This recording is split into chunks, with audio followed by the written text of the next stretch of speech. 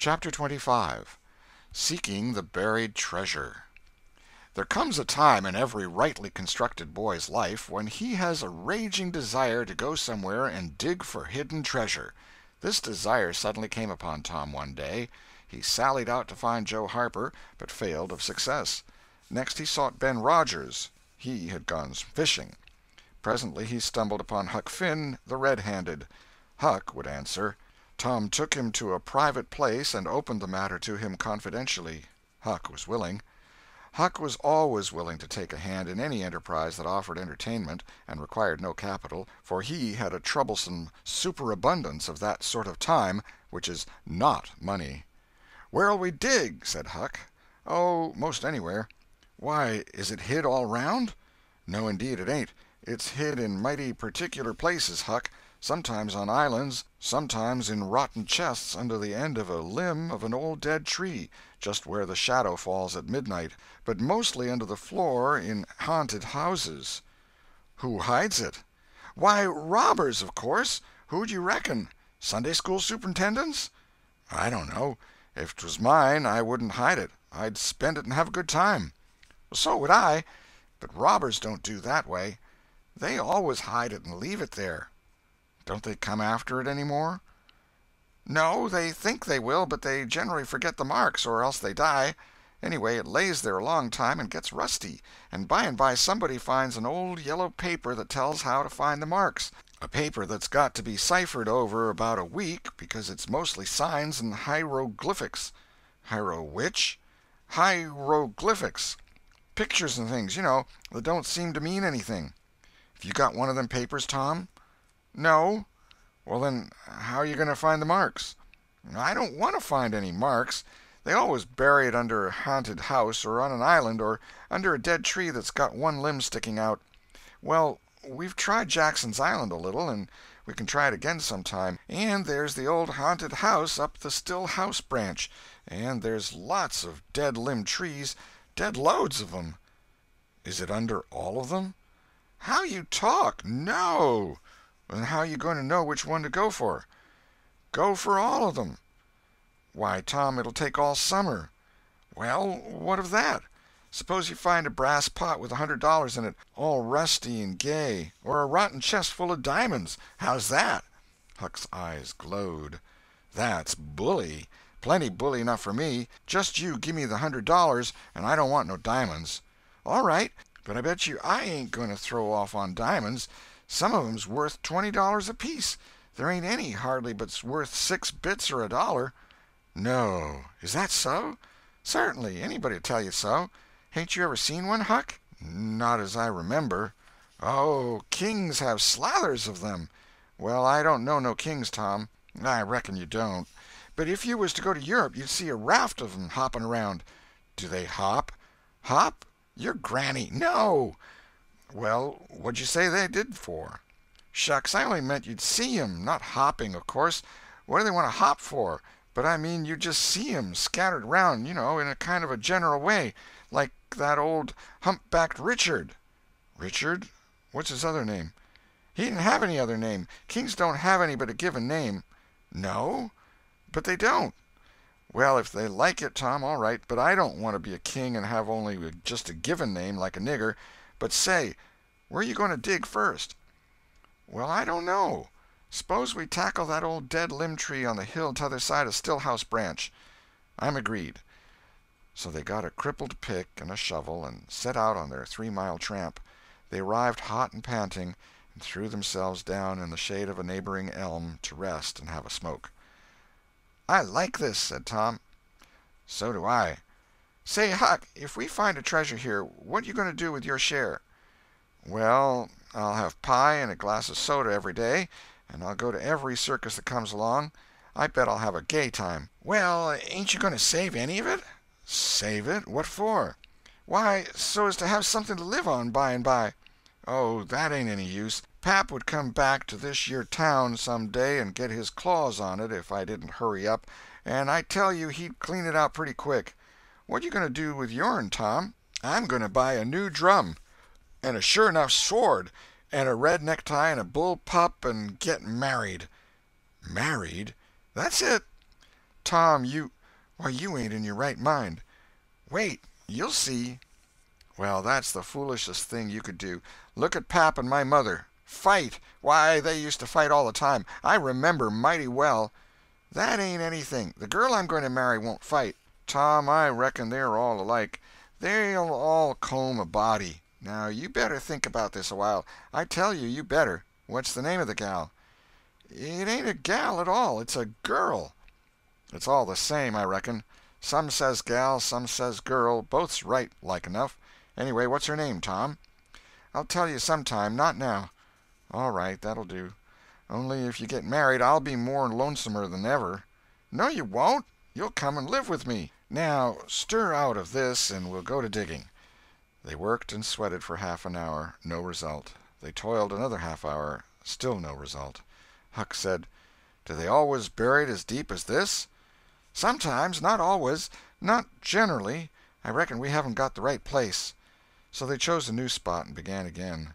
The labor dragged a little, but still they made progress. They pegged away in silence for some time. Finally Huck leaned on his shovel, swabbed the beaded drops from his brow with his sleeve, and said, "Where are you going to dig next, after we get this one?"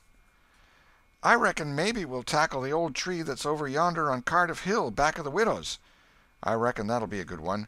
But won't the widow take it away from us, Tom? It's on her land." "She take it away? Maybe she'd like to try it once.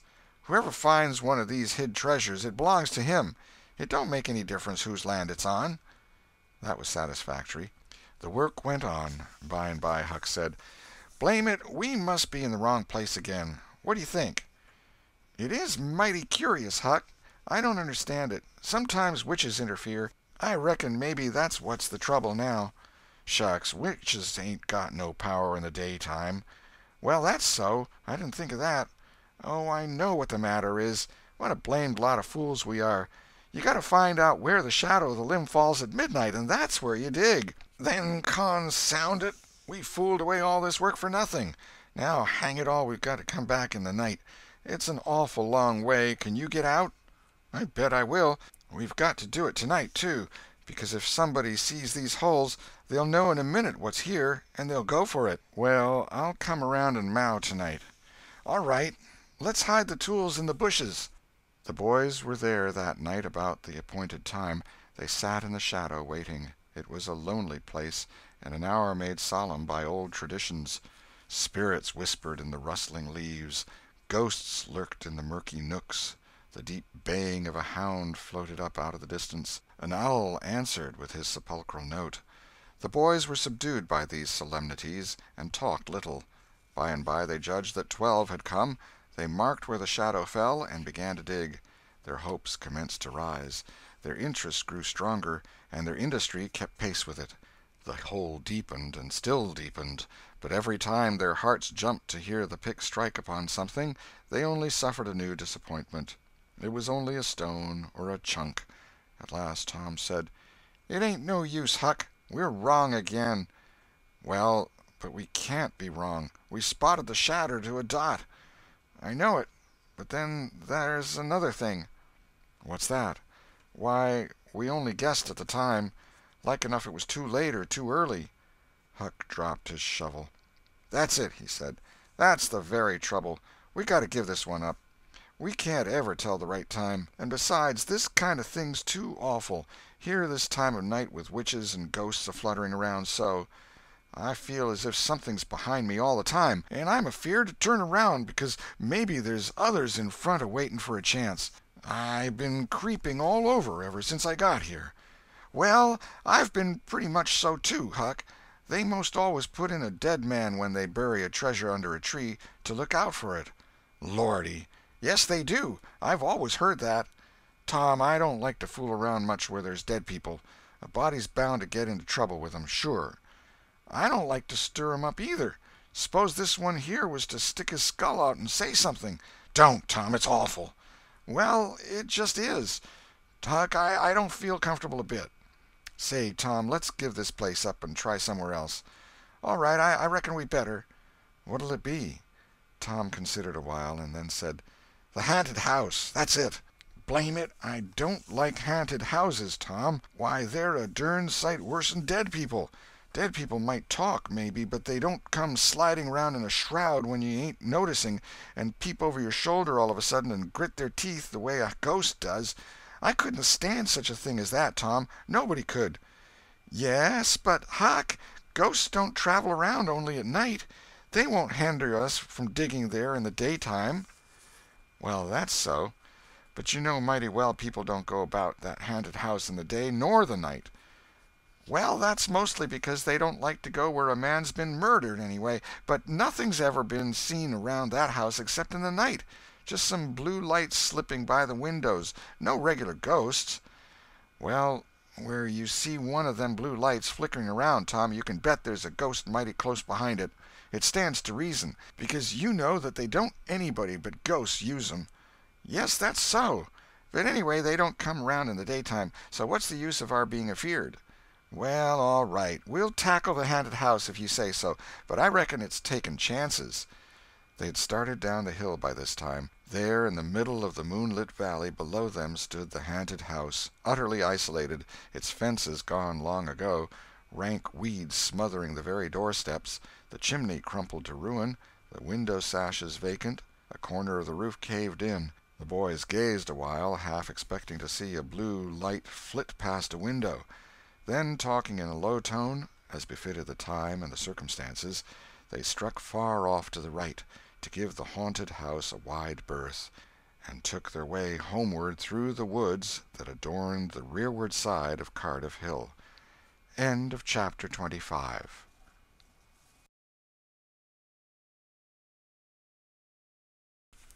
The Adventures of Tom Sawyer by Mark Twain. Chapter 26. Real robbers seize the box of gold. About noon the next day the boys arrived at the dead tree. They had come for their tools. Tom was impatient to go to the haunted house. Huck was measurably so, also, but suddenly said, "Looky here, Tom, do you know what day it is?" Tom mentally ran over the days of the week, and then quickly lifted his eyes with a startled look in them. "My! I never once thought of it, Huck." Well, I didn't either, but all at once it popped onto me that it was Friday. Blame me, a body can't be too careful, Huck. We might 'a' got into an awful scrape tackling such a thing on a Friday. Might. Better say we would. There's some lucky days, maybe, but Friday ain't. Any fool knows that. I don't reckon you was the first that found it out, Huck. Well, I never said it was, did I? And Friday ain't all, neither. I had a rotten bad dream last night. Dreamt about rats. No! Sure sign of trouble. Did they fight? No. Well, that's good, Huck. When they don't fight, it's only a sign that there's trouble around, you know. All we got to do is to look mighty sharp and keep out of it. We'll drop this thing for today and play. Do you know Robin Hood, Huck? No. Who's Robin Hood? Why, he was one of the greatest men that was ever in England, and the best. He was a robber. Cracky, I wished I was. Who did he rob? Only sheriffs and bishops and rich people and kings and such like, but he never bothered the poor. He loved 'em. He always divided up with 'em perfectly square. Well, he must have been a brick. I bet you he was, Huck. Oh, he was the noblest man that ever was. They ain't any such men now, I can tell you. He could lick any man in England with one hand tied behind him, and he could take his yew-bow and plug a 10-cent piece every time, a mile and a half. What's a yew-bow? I don't know. It's some kind of a bow, of course, and if he hit that dime only on the edge, he would set down and cry and curse. But we'll play Robin Hood, and it's nobby fun. I'll learn you. I'm agreed. So they played Robin Hood all afternoon, now and then casting a yearning eye down upon the haunted house and passing a remark about the morrow's prospects and possibilities there. As the sun began to sink into the west, they took their way homeward athwart the long shadows of the trees, and soon were buried from sight in the forests of Cardiff Hill. On Saturday, shortly after noon, the boys were at the dead tree again. They had a smoke and a chat in the shade, and then dug a little in their last hole, not with great hope, but merely because Tom said there were so many cases where people had given up a treasure after getting down within 6 inches of it, and then somebody else had come along and turned it up with a single thrust of a shovel. The thing failed this time, however, so the boys shouldered their tools and went away feeling that they had not trifled with fortune, but had fulfilled all the requirements that belonged to the business of treasure hunting. When they reached the haunted house there was something so weird and grisly about the dead silence that reigned there under the baking sun, and something so depressing about the loneliness and desolation of the place, that they were afraid, for a moment, to venture in. Then they crept to the door and took a trembling peep. They saw a weed-grown, floorless room, unplastered, an ancient fireplace, vacant windows, a ruinous staircase, and here, there, and everywhere hung ragged and abandoned cobwebs. They presently entered, softly, with quickened pulses, talking in whispers, ears alert to catch the slightest sound, and muscles tense and ready for instant retreat. In a little while familiarity modified their fears, and they gave the place a critical and interested examination, rather admiring their own boldness, and wondering at it, too. Next they wanted to look upstairs. This was something like cutting off the retreat, but they got to daring each other, and of course there could be but one result. They threw their tools into a corner and made the ascent. Up there were the same signs of decay. In one corner they found a closet that promised mystery, but the promise was a fraud, there was nothing in it. Their courage was up now, and well in hand. They were about to go down and begin work when— "Shh!" said Tom. "What is it?" whispered Huck, blanching with fright. "Shh! There! Hear it?" "Yes. Oh, my! Let's run! Keep still! Don't you budge! They're coming right toward the door." The boys stretched themselves upon the floor with their eyes to knot-holes in the planking, and lay waiting in a misery of fear. "They've stopped! No, coming! Here they are! Don't whisper another word, Huck! My goodness, I wish I was out of this!" 2 men entered. Each boy said to himself, "There's the old deaf and dumb Spaniard that's been about town once or twice lately. Never saw t'other man before." T'other was a ragged, unkempt creature with nothing very pleasant in his face. The Spaniard was wrapped in a serape. He had bushy white whiskers, long white hair flowed from under his sombrero, and he wore green goggles.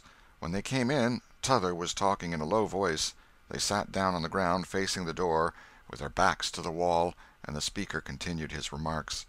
His manner became less guarded and his words more distinct as he proceeded. "No," said he, "I've thought it all over, and I don't like it. It's dangerous." "Dangerous?" grunted the deaf and dumb Spaniard, to the vast surprise of the boys. "Milksop!" This voice made the boys gasp and quake. It was Injun Joe's. There was silence for some time. Then Joe said: "What's any more dangerous than that job up yonder? But nothing's come of it." "That's different. Away up the river so, and not another house about. 'Twon't ever be known that we tried, anyway, long as we didn't succeed." "Well, what's more dangerous than coming here in the daytime? Anybody would suspicion us that saw us." "I know that. But there warn't any other places handy after that fool of a job. I want to quit this shanty. I wanted to yesterday, only it weren't any use trying to stir out of here with those infernal boys playing over there on the hill right in full view." Those infernal boys quaked again under the inspiration of this remark, and thought how lucky it was that they had remembered it was Friday and concluded to wait a day. They wished in their hearts they had waited a year. The 2 men got out some food and made a luncheon. After a long and thoughtful silence, Injun Joe said: "Look here, lad, you go back up the river where you belong. Wait there till you hear from me. I'll take the chances on dropping into this town just once more for a look. We'll do that dangerous job after I've spied around a little and think things look well for it. Then for Texas. We'll leg it together." This was satisfactory. Both men presently fell to yawning, and Injun Joe said: "I'm dead for sleep. It's your turn to watch." He curled down into the weeds, and soon began to snore. His comrade stirred him once or twice, and he became quiet. Presently the watcher began to nod. His head drooped lower and lower, and both men began to snore now. The boys drew a long, grateful breath. Tom whispered: "Now's our chance. Come." Huck said: "I can't. I'd die if they was to wake." Tom urged. Huck held back. At last Tom rose slowly and softly and started alone, but the first step he made wrung such a hideous creak from the crazy floor that he sank down almost dead with fright. He never made a second attempt. The boys lay there counting the dragging moments till it seemed to them that time must be done and eternity growing gray. And then they were grateful to note that at last the sun was setting. Now one snore ceased. Injun Joe sat up, stared around, smiled grimly upon his comrade, whose head was drooping upon his knees, stirred him up with his foot, and said, "Here, you're a watchman, ain't you? All right, though, nothing's happened." "My, have I been asleep?" "Oh, partly. Nearly time for us to be moving, pard. What'll we do with what little swag we've got left?" "I don't know. Leave it here as we've always done, I reckon. No use to take it away till we start south.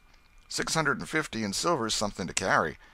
"Well, all right, it won't matter to come here once more." "No, but I'd say come in the night, as we used to do. It's better." "Yes, but look here, it may be a good while before I get the right chance at that job. Accidents might happen. 'Tain't in such a very good place. We'll just regularly bury it, and bury it deep." "Good idea," said the comrade, who walked across the room, knelt down, raised one of the rearward hearthstones, and took out a bag that jingled pleasantly. He subtracted from it $20 or $30 for himself, and as much for Injun Joe, and passed the bag to the latter, who was on his knees in the corner now, digging with his bowie knife. The boys forgot all their fears, all their miseries in an instant. With gloating eyes they watched every movement. Luck! The splendor of it was beyond all imagination. $600 was money enough to make half a dozen boys rich. Here was treasure hunting under the happiest auspices. There would not be any bothersome uncertainty as to where to dig. They nudged each other every moment, eloquent nudges and easily understood, for they simply meant, "Oh, but ain't you glad now we're here?" Joe's knife struck upon something. "Hello," he said. "What is it?" said his comrade. "Half-rotten plank. No, it's a box, I believe. Here, bear a hand and we'll see what it's here for. Never mind, I've broke a hole." He reached his hand in and drew it out. "Man, it's money!" The two men examined the handful of coins. They were gold. The boys above were as excited as themselves, and as delighted. Joe's comrade said, "We'll make quick work of this. There's an old rusty pick over amongst the weeds in the corner the other side of the fireplace. I saw it a minute ago." He ran and brought the boys' pick and shovel. Injun Joe took the pick, looked it over critically, shook his head, muttered something to himself, and then began to use it. The box was soon unearthed. It was not very large. It was iron-bound, and had been very strong before the slow years had injured it. The men contemplated the treasure a while in blissful silence. "Pard, there's thousands of dollars here," said Injun Joe. "'Twas always said that Murrell's gang used to be around here one summer," the stranger observed. "I know it," said Injun Joe, "and this looks like it, I should say. Now you won't need to do that job." The half-breed frowned. Said he, "You don't know me. Least you don't know all about that thing. 'Tain't robbery altogether, it's revenge." And a wicked light flamed in his eyes. "I'll need your help in it. When it's finished, then Texas. Go home to your Nance and your kids and stand by till you hear from me." "Well, if you say so. What'll we do with this? Bury it again?" "Yes." Ravishing delight overhead. "No, by the great Sachem, no!" Profound distress overhead. "I'd nearly forgot. That pick had fresh earth on it." The boys were sick with terror in a moment. "What business has a pick and a shovel here? What business with fresh earth on them? Who brought them here? And where are they gone? Have you heard anybody? Seen anybody?" "What, buried again and leave them to come and see the ground disturbed? Not exactly, not exactly. We'll take it to my den." "Why, of course. Might have thought of that before. You mean number 1? "No, number 2, under the cross. The other place is bad, too common." "All right. It's nearly dark enough to start." Injun Joe got up and went about from window to window, cautiously peeping out. Presently he said, "Who could have brought those tools here? Do you reckon they can be upstairs?" The boys' breath forsook them. Injun Joe put his hand on his knife, halted a moment, undecided, and then turned toward the stairway. The boys thought of the closet, but their strength was gone. The steps came creaking up the stairs. The intolerable distress of the situation woke the stricken resolution of the lads. They were about to spring for the closet when there was a crash of rotten timbers and Joe landed on the ground amid debris of the ruined stairway. He gathered himself up, cursing, and his comrade said, "Now what's the use of all that?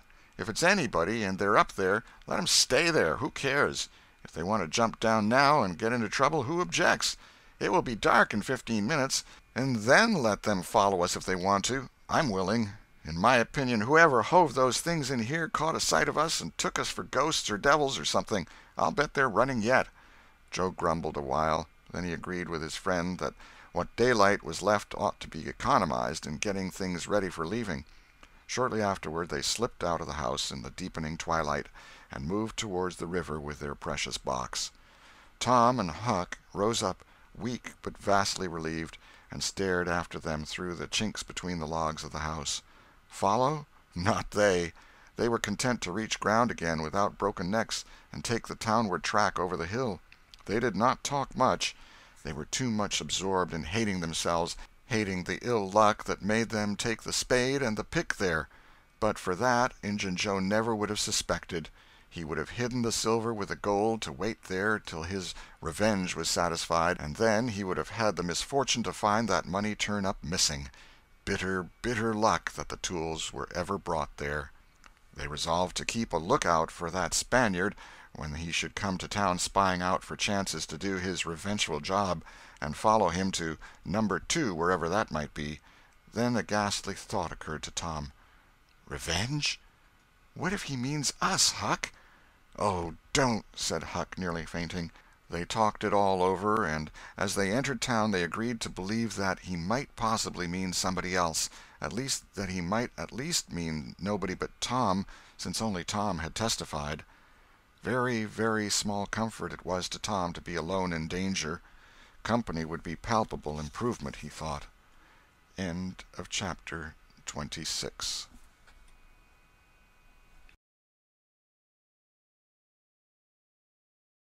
The Adventures of Tom Sawyer by Mark Twain.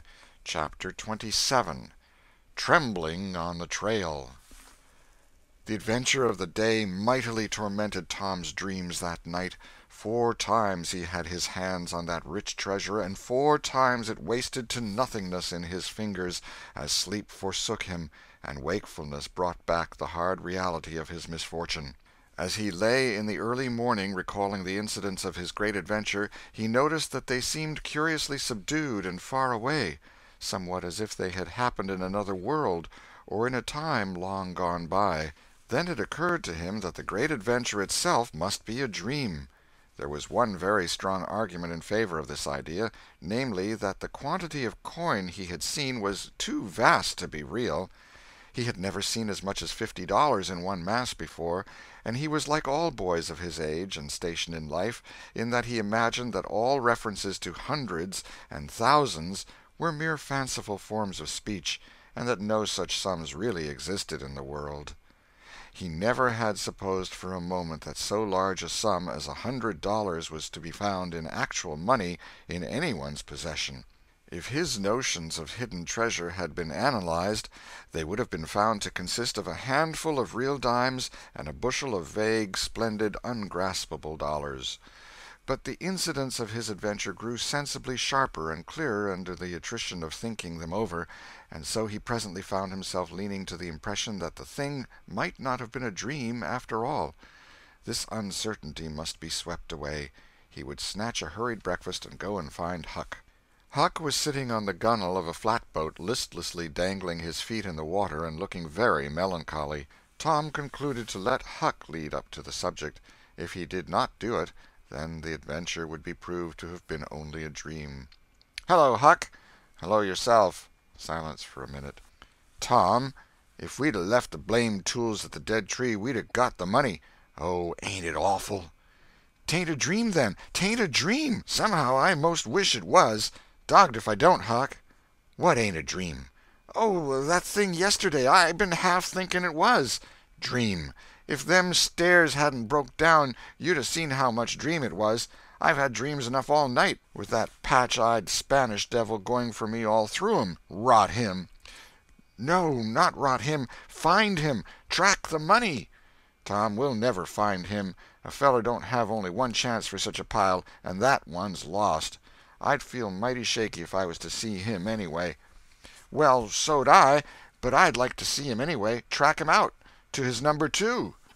Number two, yes, that's it. I been thinking about that, but I can't make nothing out of it. What do you reckon it is?" "I don't know. It's too deep.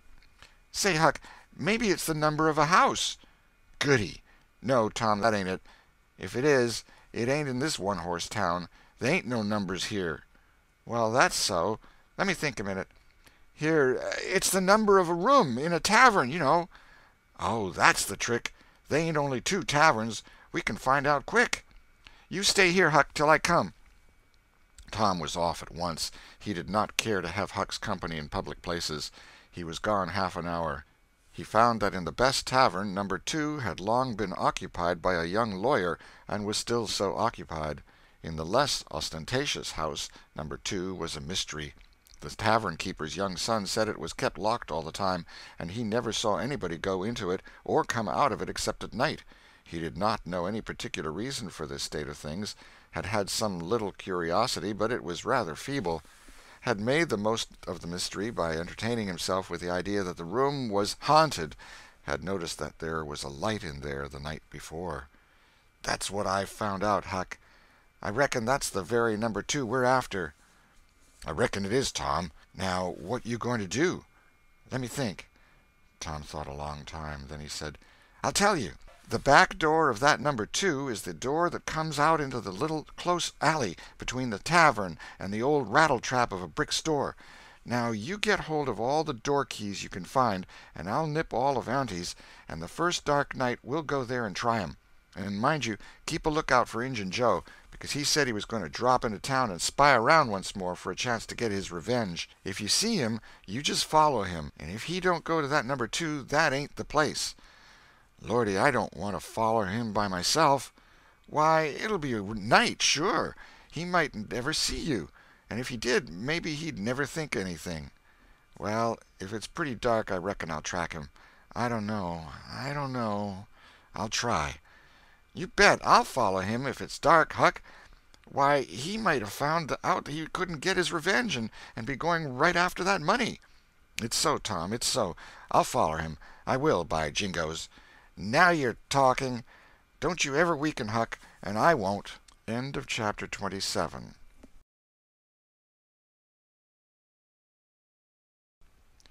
Chapter 28. In the Lair of Injun Joe. That night Tom and Huck were ready for their adventure. They hung about the neighborhood of the tavern until after 9, one watching the alley at a distance, and the other the tavern door. Nobody entered the alley or left it. Nobody resembling the Spaniard entered or left the tavern door. The night promised to be a fair one, so Tom went home with the understanding that if a considerable degree of darkness came on, Huck was to come and "mow," whereupon he would slip out and try the keys. But the night remained clear, and Huck closed his watch and retired to bed in an empty sugar hogshead about 12. Tuesday the boys had the same ill luck, also Wednesday, but Thursday night promised better. Tom slipped out in good season with his aunt's old tin lantern and a large towel to blindfold it with. He hid the lantern in Huck's sugar hogshead, and the watch began. An hour before midnight the tavern closed up, and its lights, the only ones thereabouts, were put out. No Spaniard had been seen. Nobody entered or left the alley. Everything was auspicious. The blackness of darkness reigned. The perfect stillness was interrupted only by occasional mutterings of distant thunder. Tom got his lantern, lit it in the hogshead, wrapped it closely in the towel, and the two adventurers crept in the gloom toward the tavern. Huck stood sentry, and Tom felt his way into the alley. Then there was a season of waiting anxiety that weighed upon Huck's spirits like a mountain. He began to wish he could see a flash from the lantern. It would frighten him, but it would at least tell him that Tom was alive yet. It seemed hours since Tom had disappeared. Surely he must have fainted. Maybe he was dead. Maybe his heart had burst under terror and excitement. In his uneasiness, Huck found himself drawing closer and closer to the alley, fearing all sorts of dreadful things, and momentarily expecting some catastrophe to happen that would take away his breath. There was not much to take away, for he seemed only able to inhale it by thimblefuls, and his heart would soon wear itself out, the way it was beating. Suddenly there was a flash of light, and Tom came tearing by him. "Run!" said he. "Run for your life!" He needn't have repeated it. Once was enough. Huck was making 30 or 40 miles an hour before the repetition was uttered. The boys never stopped till they reached the shed of a deserted slaughter-house at the lower end of the village. Just as they got within its shelter the storm burst and the rain poured down. As soon as Tom got his breath he said, "Huck, it was awful. I tried two of the keys, just as soft as I could, but they seemed to make such a power of a racket that I couldn't hardly get my breath, I was so scared. They wouldn't turn in the lock, either. Well, without noticing what I was doing, I took hold of the knob, and open comes the door. It warn't locked. I hopped in and shook off the towel, and great Caesar's ghost!" What you see, Tom?" "Huck, I most stepped onto Injun Joe's hand." "No!" "Yes, he was laying there sound asleep on the floor, with his old patch on his eye and his arms spread out." "Lordy, what'd you do? Did he wake up?" "No, never budged. Drunk, I reckon. I just grabbed that towel and started." "I'd never thought of the towel, I bet." "Well, I would. My aunt would make me mighty sick if I lost it." "Say, Tom, did you see that box?" "Huck, I didn't wait to look around. I didn't see the box. I didn't see the cross. I didn't see anything but a bottle and a tin cup on the floor by Injun Joe. Yes, and I saw 2 barrels and lots more bottles in the room. Don't you see, now? What's the matter with that haunted room?" "How?" "Why, it's haunted with whiskey. Maybe all the temperance taverns have got a haunted room, hey, Huck?" "Well, I reckon maybe that's so. Who'd have thought such a thing? But say, Tom, now's a mighty good time to get that box if Injun Joe's drunk." "It is that. You try it." Huck shuddered. "Well, no, I reckon not." "And I reckon not, Huck. Only 1 bottle alongside of Injun Joe ain't enough. If there'd been 3 he'd be drunk enough, and I'd do it." There was a long pause for reflection, and then Tom said, "Looky here, Huck, let's not try that thing any more till we know Injun Joe's not in there. It's too scary. Now, if we watch every night, we'll be dead sure to see him go out, some time or other, and then we'll snatch that box quicker'n lightning." "Well, I'm agreed. I'll watch the whole night long, and I'll do it every night, too, if you'll do the other part of the job." "All right, I will. All you got to do is to trot up Hooper Street a block and mow, and if I'm asleep you throw some gravel at the window and that'll fetch me."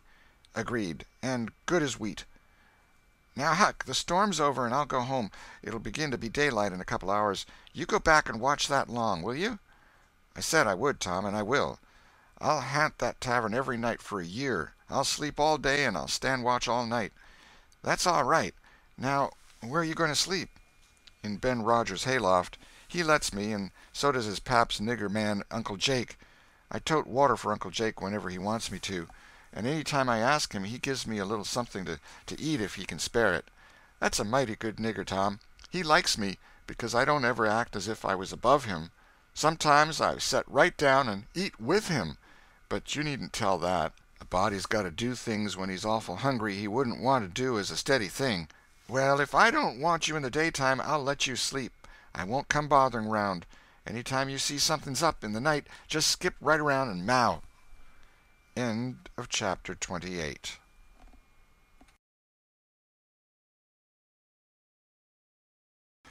The Adventures of Tom Sawyer by Mark Twain. Chapter 29.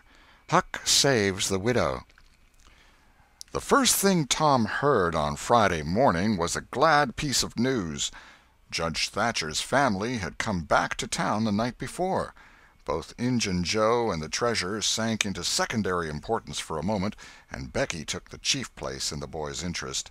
He saw her, and they had an exhausting good time playing high spy and gully keeper with a crowd of their schoolmates.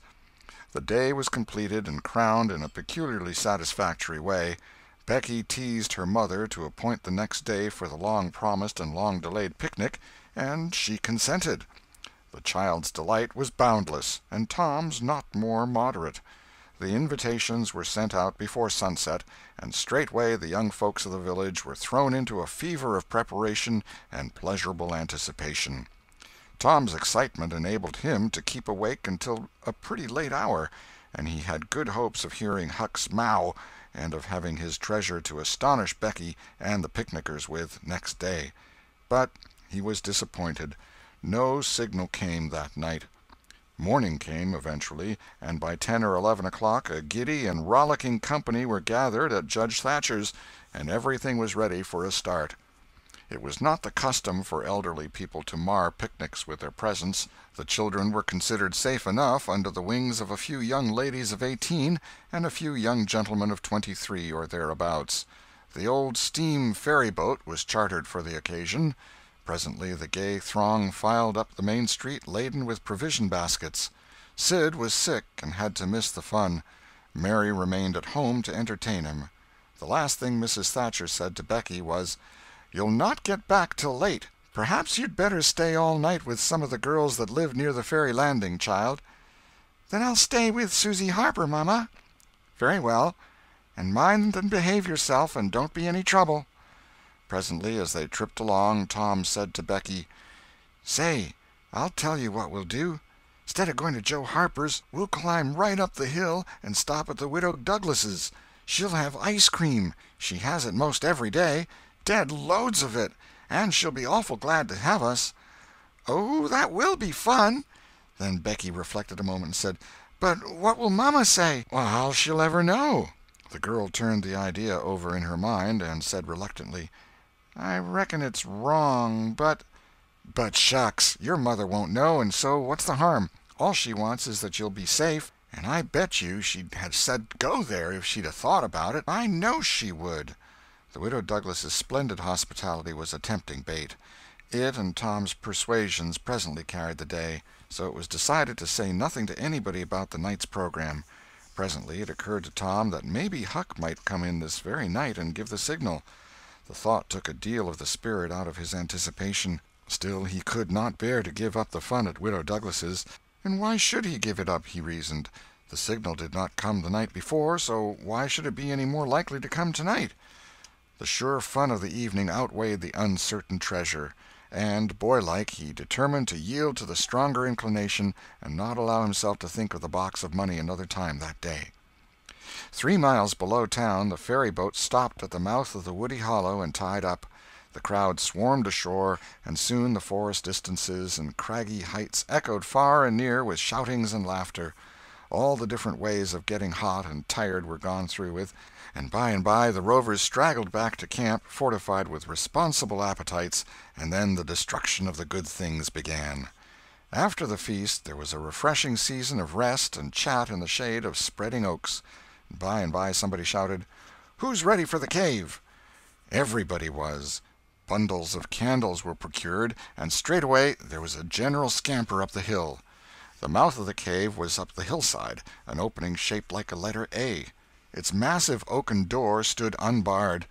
Within was a small chamber, chilly as an ice-house, and walled by nature with solid limestone that was dewy with a cold sweat. It was romantic and mysterious to stand here in the deep gloom and look out upon the green valley shining in the sun. But the impressiveness of the situation quickly wore off, and the romping began again. The moment a candle was lighted there was a general rush upon the owner of it. A struggle and a gallant defense followed, but the candle was soon knocked down or blown out, and then there was a glad clamor of laughter and a new chase. But all things have an end. By and by the procession went filing down the steep descent of the main avenue, the flickering rank of lights dimly revealing the lofty walls of rock almost to their point of junction 60 feet overhead. This main avenue was not more than 8 or 10 feet wide.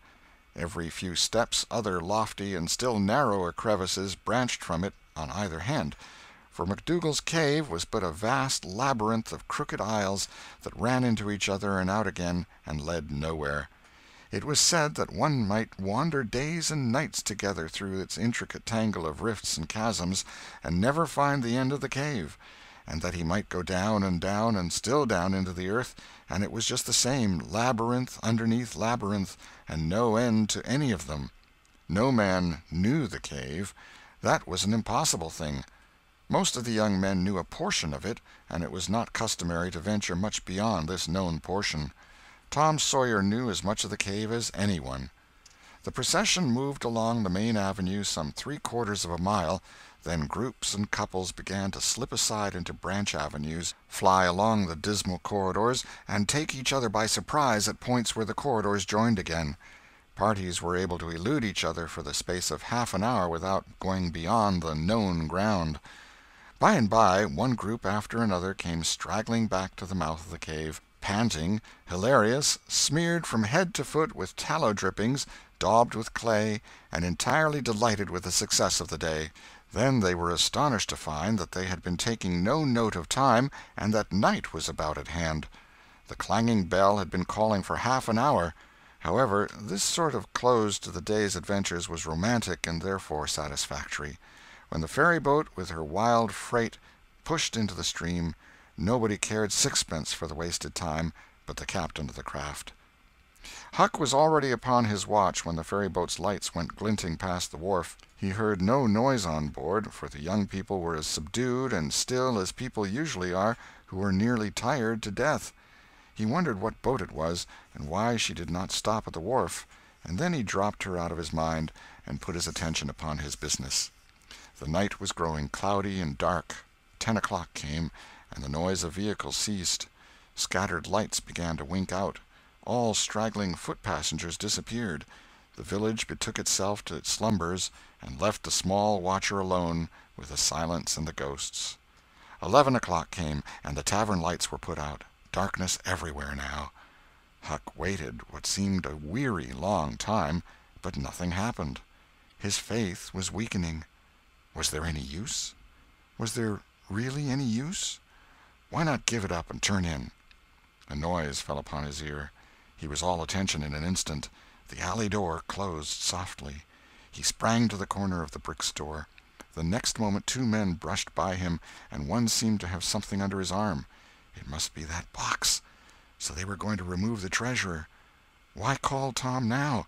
It would be absurd. The men would get away with the box and never be found again. No, he would stick to their wake and follow them. He would trust to the darkness for security from discovery. So, communing with himself, Huck stepped out and glided along behind the men, cat-like, with bare feet, allowing them to keep just far enough ahead not to be invisible. They moved up the river street 3 blocks, then turned to the left up a cross street. They went straight ahead, then, until they came to the path that led up Cardiff Hill. This they took. They passed by the old Welshman's house, halfway up the hill, without hesitating, and still climbed upward. Good, thought Huck, they will bury it in the old quarry. But they never stopped at the quarry. They passed on, up the summit. They plunged into the narrow path between the tall sumac bushes, and were at once hidden in the gloom. Huck closed up and shortened his distance now, for they would never be able to see him. He trotted along a while, then slackened his pace, fearing he was gaining too fast, moved on a piece, then stopped altogether, listened.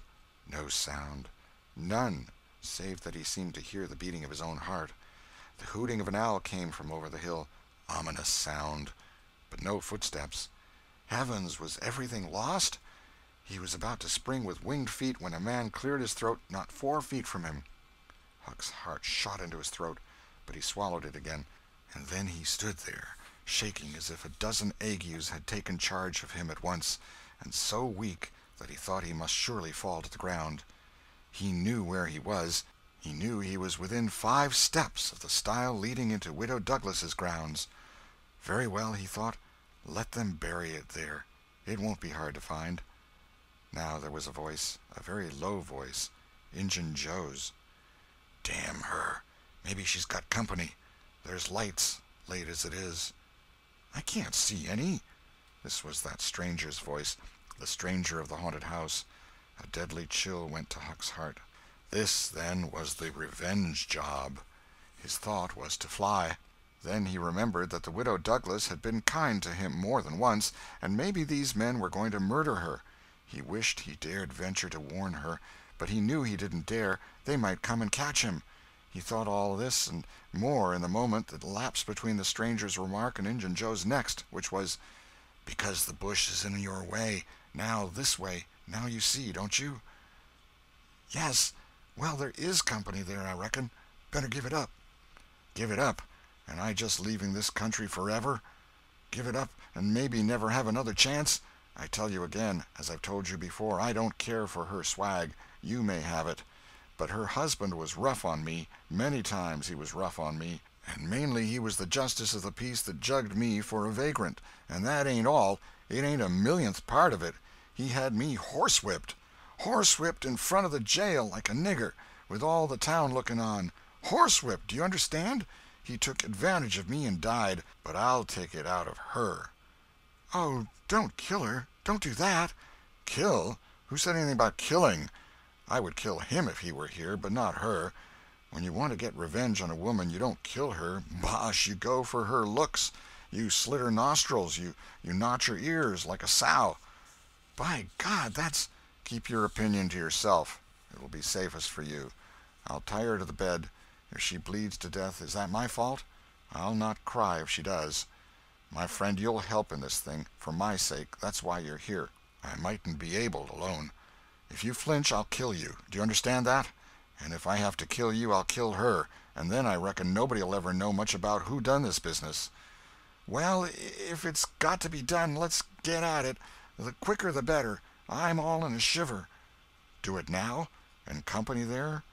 Look here, I'll get suspicious of you first thing you know. No, we'll wait till the lights are out. There's no hurry." Huck felt that a silence was going to ensue, a thing still more awful than any amount of murderous talk, so he held his breath and stepped gingerly back, planted his foot carefully and firmly, after balancing, one-legged, in a precarious way, and almost toppling over, first on one side and then on the other. He took another step back with the same elaboration and the same risks, then another and another, and a twig snapped under his foot. His breath stopped and he listened. There was no sound. The stillness was perfect. His gratitude was measureless.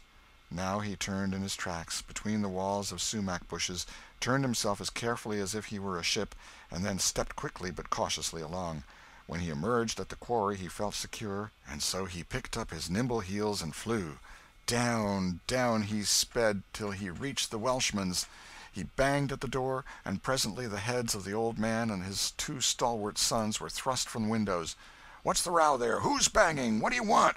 "Let me in, quick! I'll tell everything." "Why, who are you?" "Huckleberry Finn! Quick, let me in!" "Huckleberry Finn, indeed! It ain't a name to open many doors, I judge. But let him in, lads, and let's see what's the trouble." "Please don't ever tell I told you," were Huck's first words when he got in. "Please don't. I'd be killed, sure. But the widow's been good friends to me sometimes, and I want to tell. I will tell if you'll promise you won't ever say it was me." "By George, he has got something to tell, or he wouldn't act so!" exclaimed the old man.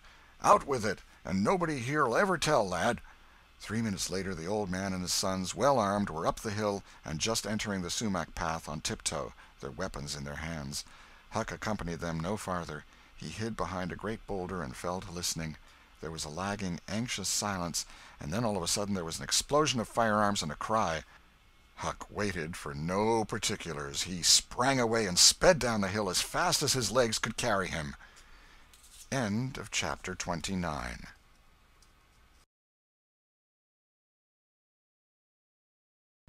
The Adventures of Tom Sawyer, by Mark Twain. Chapter 30. Tom and Becky in the Cave. As the earliest suspicion of dawn appeared on Sunday morning, Huck came groping up the hill and rapped gently at the old Welshman's door. The inmates were asleep, but it was a sleep that was set on a hair-trigger, on account of the exciting episode of the night. A call came from a window. "Who's there?" Huck's scared voice answered in a low tone. "Please let me in. It's only Huck Finn." "It's a name that can open this door night or day, lad, and welcome." These were strange words to the vagabond boy's ears, and the pleasantest he had ever heard.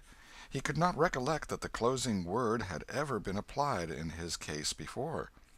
The door was quickly unlocked, and he entered. Huck was given a seat, and the old man and his brace of tall sons speedily dressed themselves. "Now, my boy, I hope you're good and hungry, because breakfast will be ready as soon as the sun's up, and we'll have a piping hot one, too. Make yourself easy about that. I and the boys hoped you'd turn up and stop here last night." "I was awful scared," said Huck, "and I run. I took out when the pistols went off, and I didn't stop for 3 miles. I've come now because I wanted to know about it, you know, and I come before daylight because I didn't want to run across them devils, even if they was dead." "Well, poor chap, you do look as if you'd had a hard night of it, but there's a bed here for you when you've had your breakfast." "No, they ain't dead, lad. We are sorry enough for that. You see, we knew right where to put our hands on them, by your description, so we crept along on tiptoe till we got within 15 feet of them, dark as a cellar that sumac path was, and just then I found I was going to sneeze. It was the meanest kind of luck. I tried to keep it back, but no use. 'Twas bound to come, and it did come. I was in the lead with my pistol raised, and when the sneeze started, those scoundrels a rustling to get out of the path, I sung out 'Fire, boys!' and blazed away at the place where the rustling was. So did the boys, but they were off in a jiffy, those villains, and we after them down through the woods.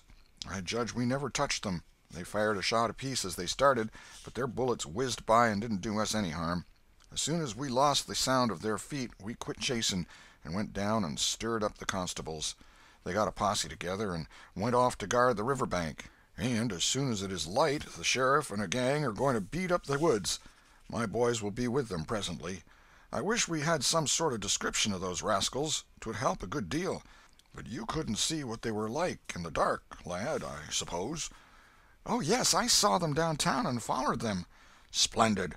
Describe them. Describe them, my boy." "One's the old deaf and dumb Spaniard that's been round here once or twice, and t'other's a mean-looking, ragged—" "That's enough, lad. We know the men. Happened on them in the woods back of the widow's one day, and they slunk away.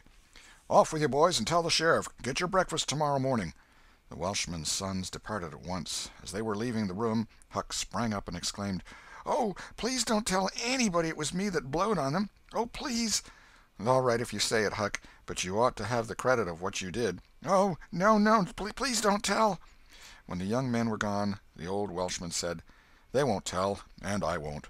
But why don't you want it known?" Huck would not explain, further than to say that he already knew too much about one of those men, and would not have the man know that he knew anything against him for the whole world.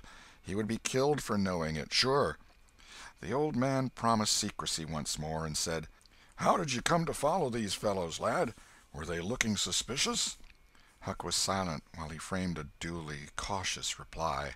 Then he said, "Well, you see, I'm a kind of a hard lot, least everybody says so, and I don't see nothing agin it, and sometimes I can't sleep much on accounts of thinking about it and sort of trying to strike out a new way of doing. That was the way it was last night. I couldn't sleep, and so I come along up street 'bout midnight, a-turning it all over, and when I got to that old Shackley brick store by the Temperance Tavern, I backed up agin the wall to have another think.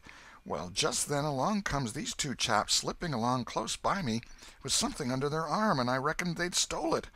One was a-smoking, and t'other one wanted a light, so they stopped right before me, and the cigars lit up their faces, and I see that the big one was the deaf and dumb Spaniard, by his white whiskers and the patch on his eye, and t'other one was a rusty, ragged-looking devil."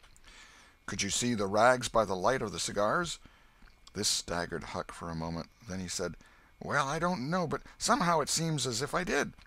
Then they went on. "And you—" "Follered them, yes. That was it. I wanted to see what was up. They sneaked along so.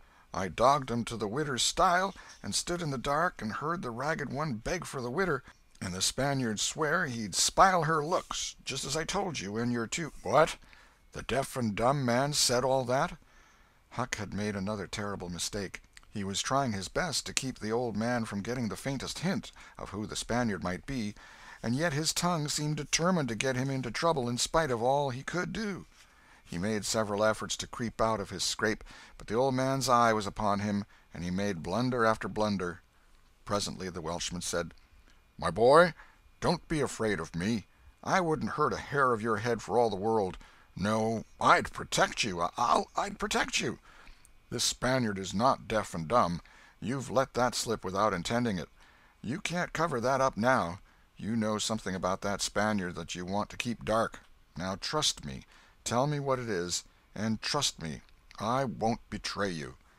Huck looked into the old man's honest eyes a moment, then bent over and whispered in his ear, "'Tain't a Spaniard. It's Injun Joe." The Welshman almost jumped out of his chair. In a moment he said, "It's all plain enough now. When you talked about notching ears and slitting noses, I judged that was your own embellishment, because white men don't take that sort of revenge. But an Injun, that's a different matter altogether." During breakfast the talk went on, and in the course of it the old man said that the last thing which he and his sons had done, before going to bed, was to get a lantern and examine the stile and its vicinity for marks of blood. They found none, but captured a bulky bundle of what? If the words had been lightning they could not have leapt with a more stunning suddenness from Huck's blanched lips. His eyes were staring wide now, and his breath suspended, waiting for the answer. The Welshman started, stared in return 3 seconds, 5 seconds, 10, then replied, "Of burglars' tools. Why, what's the matter with you?" Huck sank back, panting gently, but deeply, unutterably grateful. The Welshman eyed him gravely, curiously, and presently said, "Yes, burglars' tools. That appears to relieve you a good deal. But what did give you that turn? What were you expecting we'd found?" Huck was in a close place. The inquiring eye was upon him. He would have given anything for material for a plausible answer. Nothing suggested itself.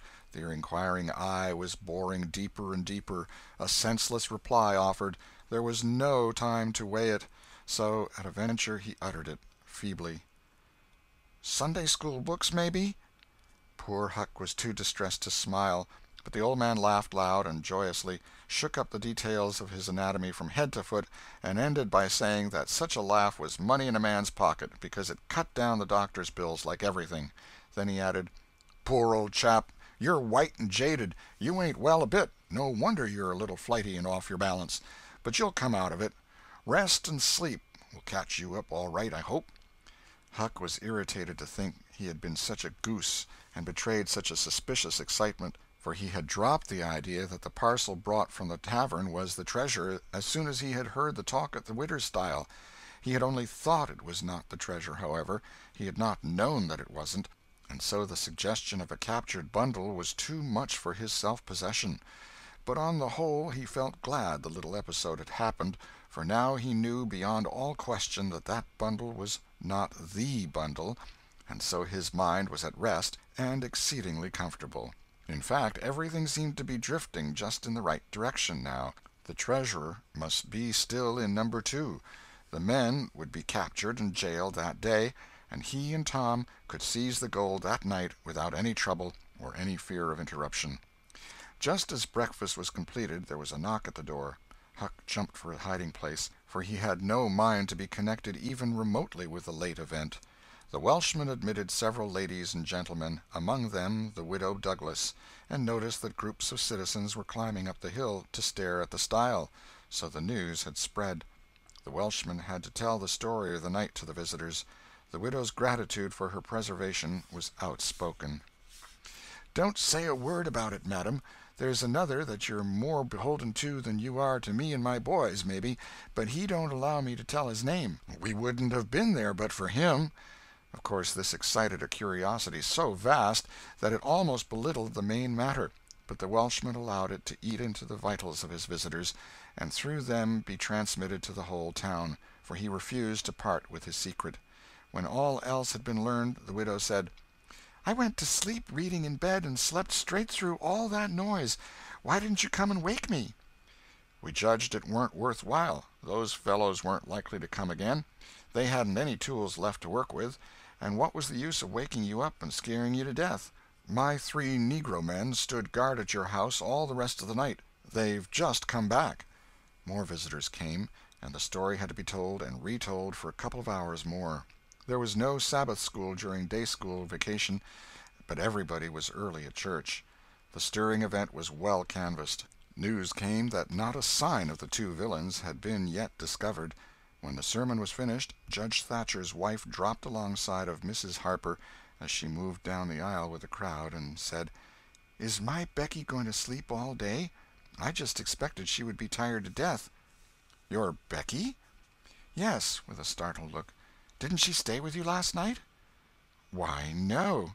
Mrs. Thatcher turned pale and sank into a pew, just as Aunt Polly, talking briskly with a friend, passed by. Aunt Polly said, "Good morning, Mrs. Thatcher. Good morning, Mrs. Harper.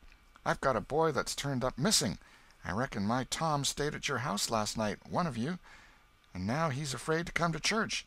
I've got to settle with him." Mrs. Thatcher shook her head feebly and turned paler than ever. "He didn't stay with us," said Mrs. Harper, beginning to look uneasy. A marked anxiety came into Aunt Polly's face. "Joe Harper, have you seen my Tom this morning?" "No, ma'am." "When did you see him last?" Joe tried to remember, but was not sure he could say. The people had stopped moving out of church. Whispers passed along, and a boding uneasiness took possession of every countenance. Children were anxiously questioned, and young teachers. They all said they had not noticed whether Tom and Becky were on board the ferryboat on the homeward trip. It was dark. No one thought of inquiring if anyone was missing.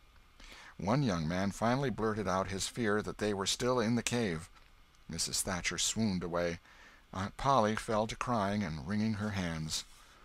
The alarm swept from lip to lip, from group to group, from street to street, and within 5 minutes the bells were wildly clanging and the whole town was up.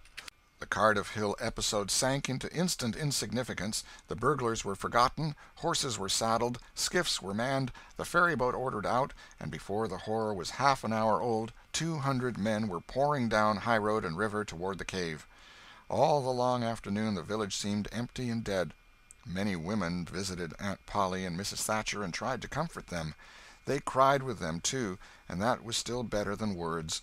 All the tedious night the town waited for news. But when the morning dawned at last, all the word that came was, "Send more candles, and send food." Mrs. Thatcher was almost crazed, and Aunt Polly also. Judge Thatcher sent messages of hope and encouragement from the cave, but they conveyed no real cheer. The old Welshman came home toward daylight, spattered with candle grease, smeared with clay, and almost worn out.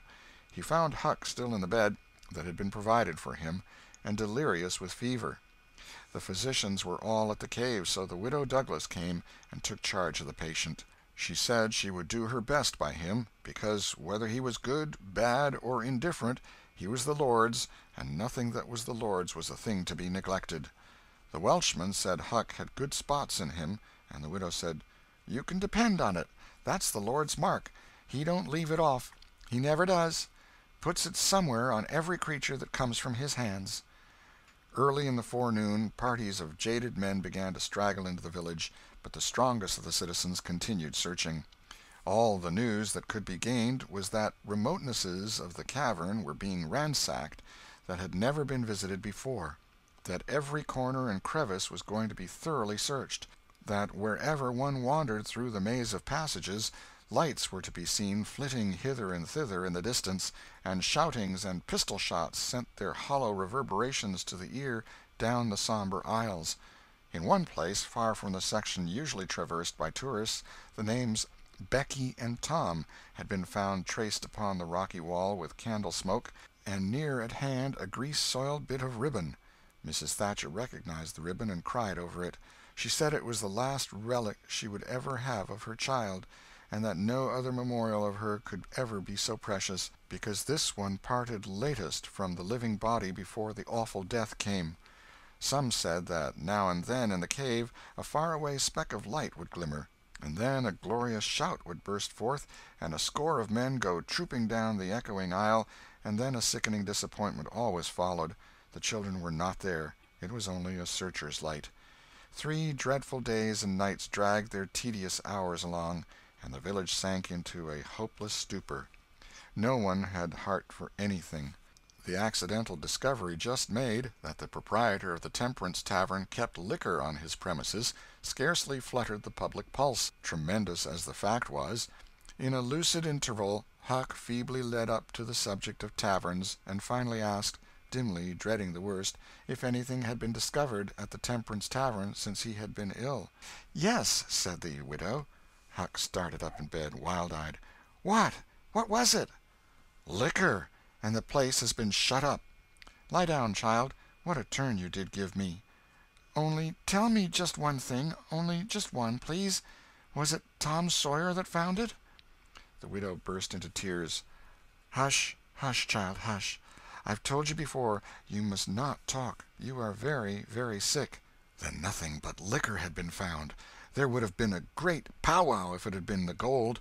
So the treasure was gone forever, gone forever.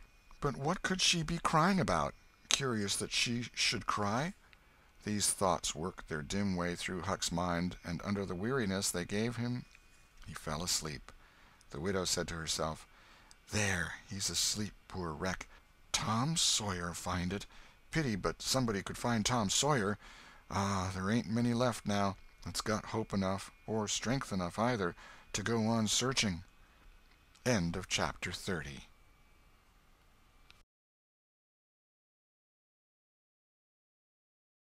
The Adventures of Tom Sawyer by Mark Twain. Chapter 31. Found and Lost Again.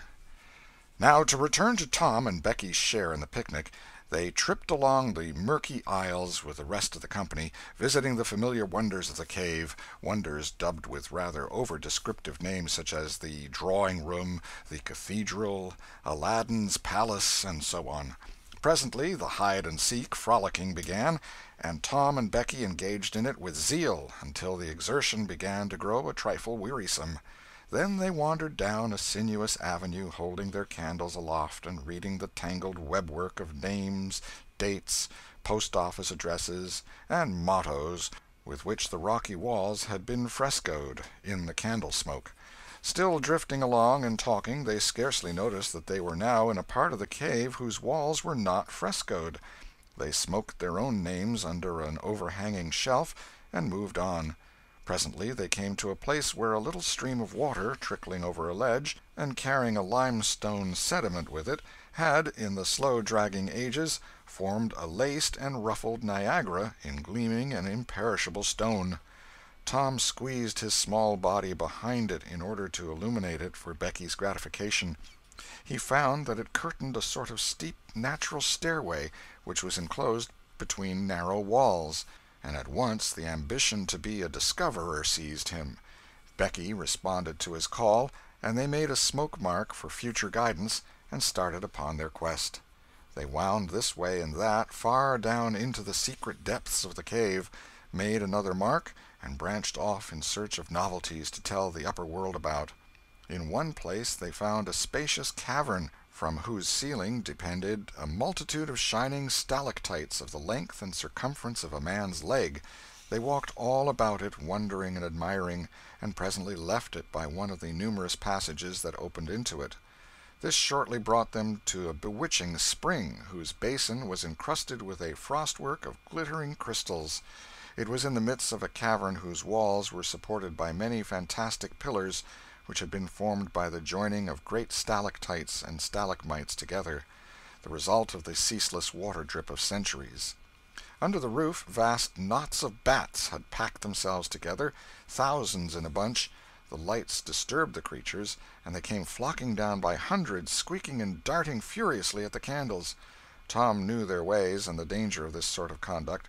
He seized Becky's hand and hurried her into the first corridor that offered, and none too soon, for a bat struck Becky's light out with its wing while she was passing out of the cavern. The bats chased the children a good distance, but the fugitives plunged into every new passage that offered, and at last got rid of the perilous things. Tom found a subterranean lake shortly, which stretched its dim length away until its shape was lost in the shadows. He wanted to explore its borders, but concluded that it would be best to sit down and rest a while first. Now, for the first time, the deep stillness of the place laid a clammy hand upon the spirits of the children. Becky said, "Why, I didn't notice, but it seems ever so long since I heard of any of the others." "Come to think, Becky, we are away down below them, and I don't know how far away north or south or east or whichever it is. We couldn't hear them here." Becky grew apprehensive. "I wonder how long we've been down here, Tom. We better start back." "Yes, I reckon we better. Perhaps we better. Can you find the way, Tom? It's all a mixed-up crookedness to me." "I reckon I could find it, but then the bats. If they put both of our candles out it will be an awful fix. Let's try some other way, so as not to go through there." "Well, but I hope we won't get lost. It would be so awful." And the girl shuddered at the thought of the dreadful possibilities. They started through a corridor and traversed it in silence a long way, glancing at each new opening to see if there was anything familiar about the look of it, but they were all strange. Every time Tom made an examination, Becky would watch his face for an encouraging sign, and he would say cheerily, "Oh, it's all right. This ain't the one, but we'll come to it right away." But he felt less and less hopeful with each failure, and presently began to turn off into diverging avenues at sheer random in desperate hope of finding the one that was wanted. He still said it was "all right," but there was such a leaden dread at his heart that the words had lost their ring and sounded just as if he had said, "All is lost." Becky clung to his side in an anguish of fear, and tried hard to keep back the tears, but they would come. At last she said, "Oh, Tom, never mind the bats. Let's go back that way. We seem to get worse and worse off all the time." Tom stopped. "Listen," said he. Profound silence. Silence so deep that even their breathings were conspicuous in the hush. Tom shouted. The call went echoing down the empty aisles and died out in the distance in a faint sound that resembled a ripple of mocking laughter. "Oh, don't do it again, Tom. It is too horrid," said Becky.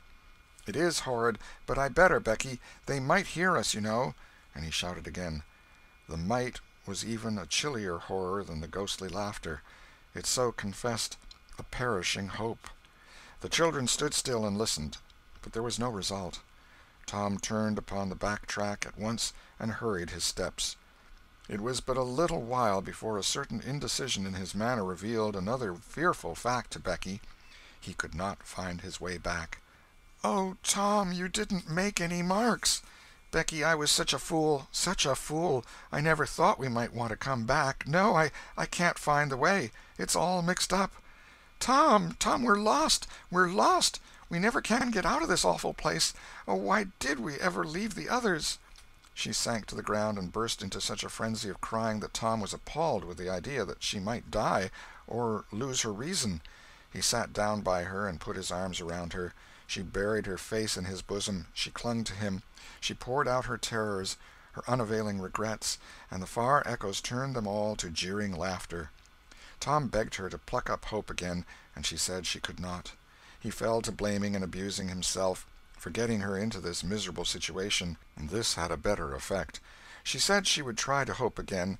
She would get up and follow wherever he might lead, if only he would not talk like that any more, for he was no more to blame than she said. So they moved on again, aimlessly, simply at random. All they could do was to move, keep moving. For a little while, hope made a show of reviving, not with any reason to back it, but only because it is its nature to revive when the spring has not been taken out of it by age and familiarity with failure. By and by Tom took Becky's candle and blew it out. This economy meant so much. Words were not needed. Becky understood, and her hope died again. She knew that Tom had a whole candle and 3 or 4 pieces in his pockets, yet he must economize.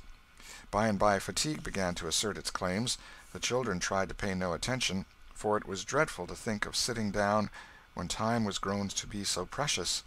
Moving in some direction, in any direction, was at least progress, and might bear fruit, but to sit down was to invite death and shorten its pursuit. At last Becky's frail limbs refused to carry her farther. She sat down. Tom rested with her, and they talked of home, and the friends there, and the comfortable beds, and, above all, the light. Becky cried, and Tom tried to think of some way of comforting her, but all his encouragements were grown threadbare with use, and sounded like sarcasms. Fatigue bore so heavily upon Becky that she drowsed off to sleep. Tom was grateful. He sat looking into her drawn face and saw it grow smooth and natural under the influence of pleasant dreams, and by a smile dawned and rested there. The peaceful face reflected somewhat of peace and healing into his own spirit, and his thoughts wandered away to bygone times and dreamy memories. While he was deep in his musings, Becky woke up with a breezy little laugh, but it was stricken dead upon her lips, and a groan followed it.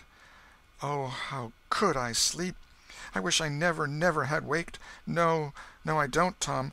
Don't look so. I won't say it again." "I'm glad you've slept, Becky. You'll feel rested now, and we'll find the way out." "We can try, Tom, but I've seen such a beautiful country in my dream. I reckon we are going there." "Maybe not. Maybe not. Cheer up, Becky, and let's go on trying." They rose up and wandered along, hand in hand, and hopeless. They tried to estimate how long they had been in the cave, but all they knew was that it seemed days and weeks, and yet it was plain that this could not be, for their candles were not gone yet. A long time after this, they could not tell how long, Tom said they must go softly and listen to dripping water. They must find a spring. They found one presently, and Tom said it was time to rest again. Both were cruelly tired, yet Becky said she thought she could go on a little farther. She was surprised to hear Tom dissent. She could not understand it. They sat down, and Tom fastened his candle to the wall in front of them with some clay.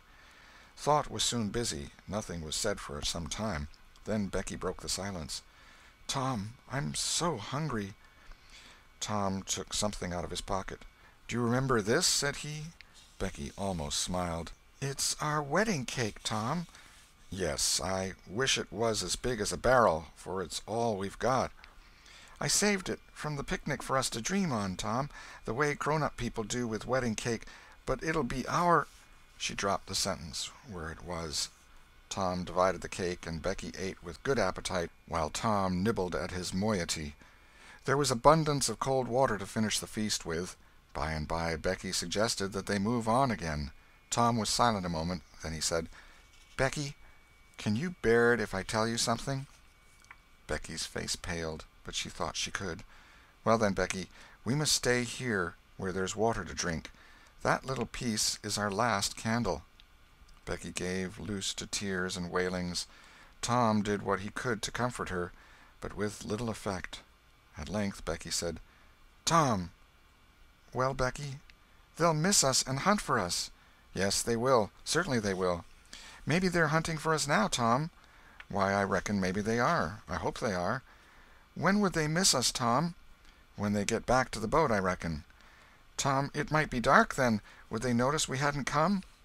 "I don't know. But anyway, your mother would miss you as soon as they got home." A frightened look in Becky's face brought Tom to his senses, and he saw that he had made a blunder. Becky was not to have gone home that night. The children became silent and thoughtful. In a moment a new burst of grief from Becky showed Tom that the thing in his mind had struck hers also, that the Sabbath morning might be half spent before Mrs. Thatcher discovered that Becky was not at Mrs. Harper's. The children fastened their eyes upon their bit of candle and watched it melt slowly and pitilessly away, saw the half-inch of wick stand alone at last, saw the feeble flame rise and fall, climb the thin column of smoke, linger at its top a moment, and then the horror of utter darkness reigned. How long afterward it was that Becky came to a slow consciousness that she was crying in Tom's arms, neither could tell.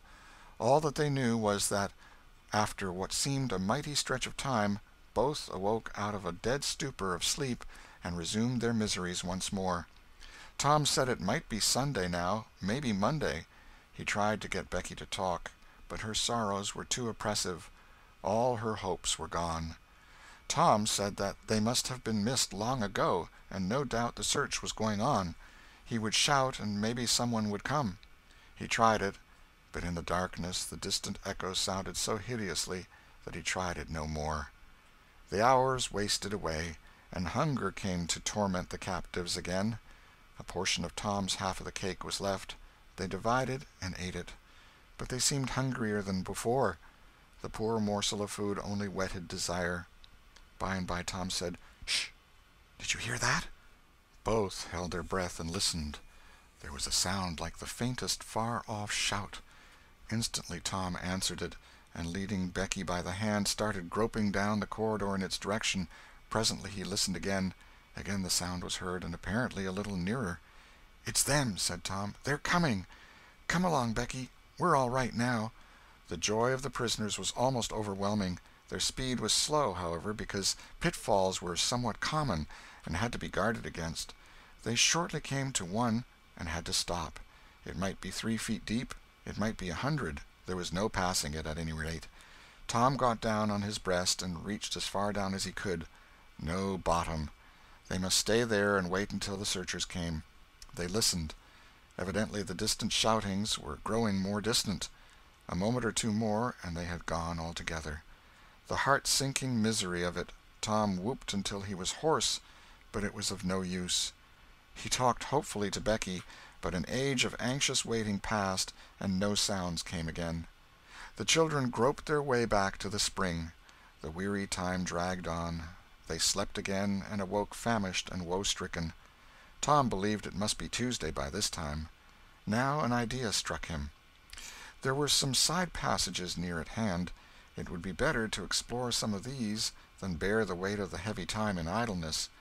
He took a kite-line from his pocket, tied it to a projection, and he and Becky started, Tom in the lead, unwinding the line as he groped along.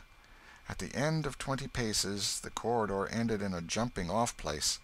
Tom got down on his knees and felt below, and then as far around the corner as he could reach with his hands conveniently. He made an effort to stretch yet a little farther to the right, and at that moment, not 20 yards away, a human hand holding a candle appeared from behind a rock. Tom lifted up a glorious shout, and instantly that hand was followed by the body it belonged to. Injun Joe's! Tom was paralyzed. He could not move. He was vastly gratified the next moment to see the Spaniard take to his heels and get himself out of sight. Tom wondered that Joe had not recognized his voice and come over and killed him for testifying in court. But the echoes must have disguised the voice. Without doubt that was it, he reasoned. Tom's fright weakened every muscle in his body. He said to himself that if he had strength enough to get back to the spring he would stay there, and nothing should tempt him to run the risk of meeting Injun Joe again. He was careful to keep from Becky what it was he had seen. He told her he had only shouted for luck. But hunger and wretchedness rise superior to fears in the long run. Another tedious wait at the spring and another long sleep brought changes. The children awoke tortured with a raging hunger. Tom believed that it must be Wednesday or Thursday or even Friday or Saturday now, and that the search had been given over. He proposed to explore another passage. He felt willing to risk Injun Joe and all other terrors. But Becky was very weak. She had sunk into a dreary apathy and would not be roused. She said she would wait, now, where she was, and die. It would not be long. She told Tom to go with his kite-line and explore if he chose, but she implored him to come back every little while and speak to her, and she made him promise that when the awful time came he would stay by her and hold her hand until all was over. Tom kissed her, with a choking sensation in his throat, and made a show of being confident of finding the searchers or an escape from the cave. Then he took the kite-line in his hand and went groping down one of the passages on his hands and knees, distressed with hunger and sick with bodings of coming doom. End of chapter 31.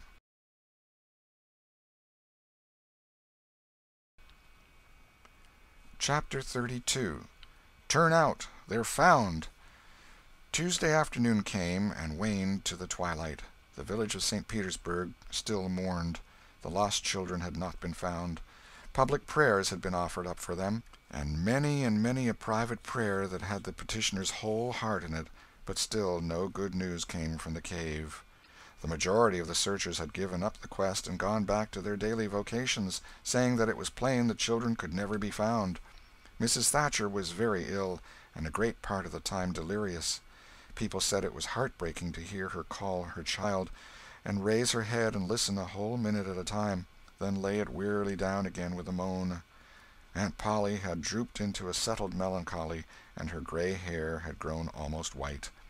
The village went to its rest on Tuesday night, sad and forlorn.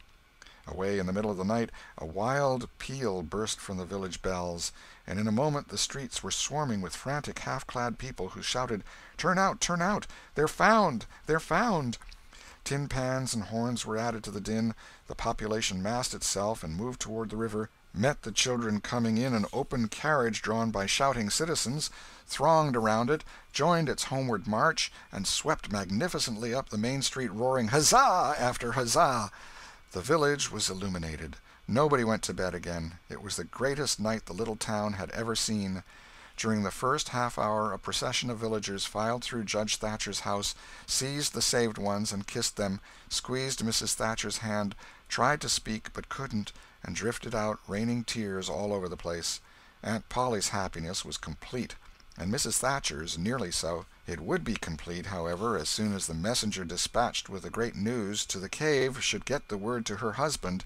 Tom lay upon a sofa with an eager auditory about him, and told the history of the wonderful adventure, putting in many striking additions to adorn it withal. and closed with a description of how he left Becky and went on an exploring expedition; how he followed 2 avenues as far as his kite-line would reach; how he followed a third to the fullest stretch of the kite-line, and was about to turn back, when he glimpsed a far-off speck that looked like daylight, dropped the line and groped toward it, pushed his head and shoulders through a small hole, and saw the broad Mississippi rolling by. And if it had only happened to be night, he would not have seen that speck of daylight, and would not have explored that passage any more. He told how he went back for Becky, and broke the good news, and she told him not to fret her with such stuff, for she was tired, and knew she was going to die, and wanted to. He described how he labored with her and convinced her, and how she almost died for joy when she had groped to where she actually saw the blue speck of daylight; how he pushed his way out at the hole and then helped her out; how they sat there and cried for gladness; how some men came along in a skiff, and Tom hailed them and told them their situation and their famished condition; how the men didn't believe the wild tale at first, because, said they, you are 5 miles down the river, below the valley the cave is in; then took them aboard, rowed to a house, gave them supper, made them rest till 2 or 3 hours after dark, and then brought them home. Before day dawn, Judge Thatcher and the handful of searchers with him were tracked out in the cave by the twine clues they had strung behind them, and informed of the great news. 3 days and nights of toil and hunger in the cave were not to be shaken off at once, as Tom and Becky soon discovered. They were bedridden all of Wednesday and Thursday, and seemed to grow more and more tired and worn all the time. Tom got about a little on Thursday, was downtown Friday, and nearly as whole as ever Saturday, but Becky did not leave her room until Sunday, and then she looked as if she had passed through a wasting illness. Tom learned of Huck's sickness and went to see him on Friday, but could not be admitted to the bedroom. Neither could he on Saturday or Sunday. He was admitted daily after that, but was warned to keep still about his adventure and introduce no exciting topic. The Widow Douglas stayed by to see that he obeyed. At home Tom learned of the Cardiff Hill event, also that the ragged man's body had eventually been found in the river near the ferry landing. He had been drowned while trying to escape, perhaps. About a fortnight after Tom's rescue from the cave, he started off to visit Huck, who had grown plenty strong enough now to hear exciting talk, and Tom had some that would interest him, he thought. Judge Thatcher's house was on Tom's way, and he stopped to see Becky. The judge and some friends set Tom to talking, and someone asked him ironically if he wouldn't like to go to the cave again. Tom said he thought he wouldn't mind it. The judge said, "Well, there are others just like you, Tom. I've not the least doubt. But we have taken care of that. Nobody will get lost in that cave any more." "Why?" "Because I had its big door sheathed with boiler iron 2 weeks ago, and triple locked, and I've got the keys." Tom turned as white as a sheet. "What's the matter, boy? Here, run somebody. Fetch a glass of water." The water was brought and thrown into Tom's face. "Ah, now you're all right. What was the matter with you, Tom?" "Oh, Judge, Injun Joe's in the cave." End of chapter 32.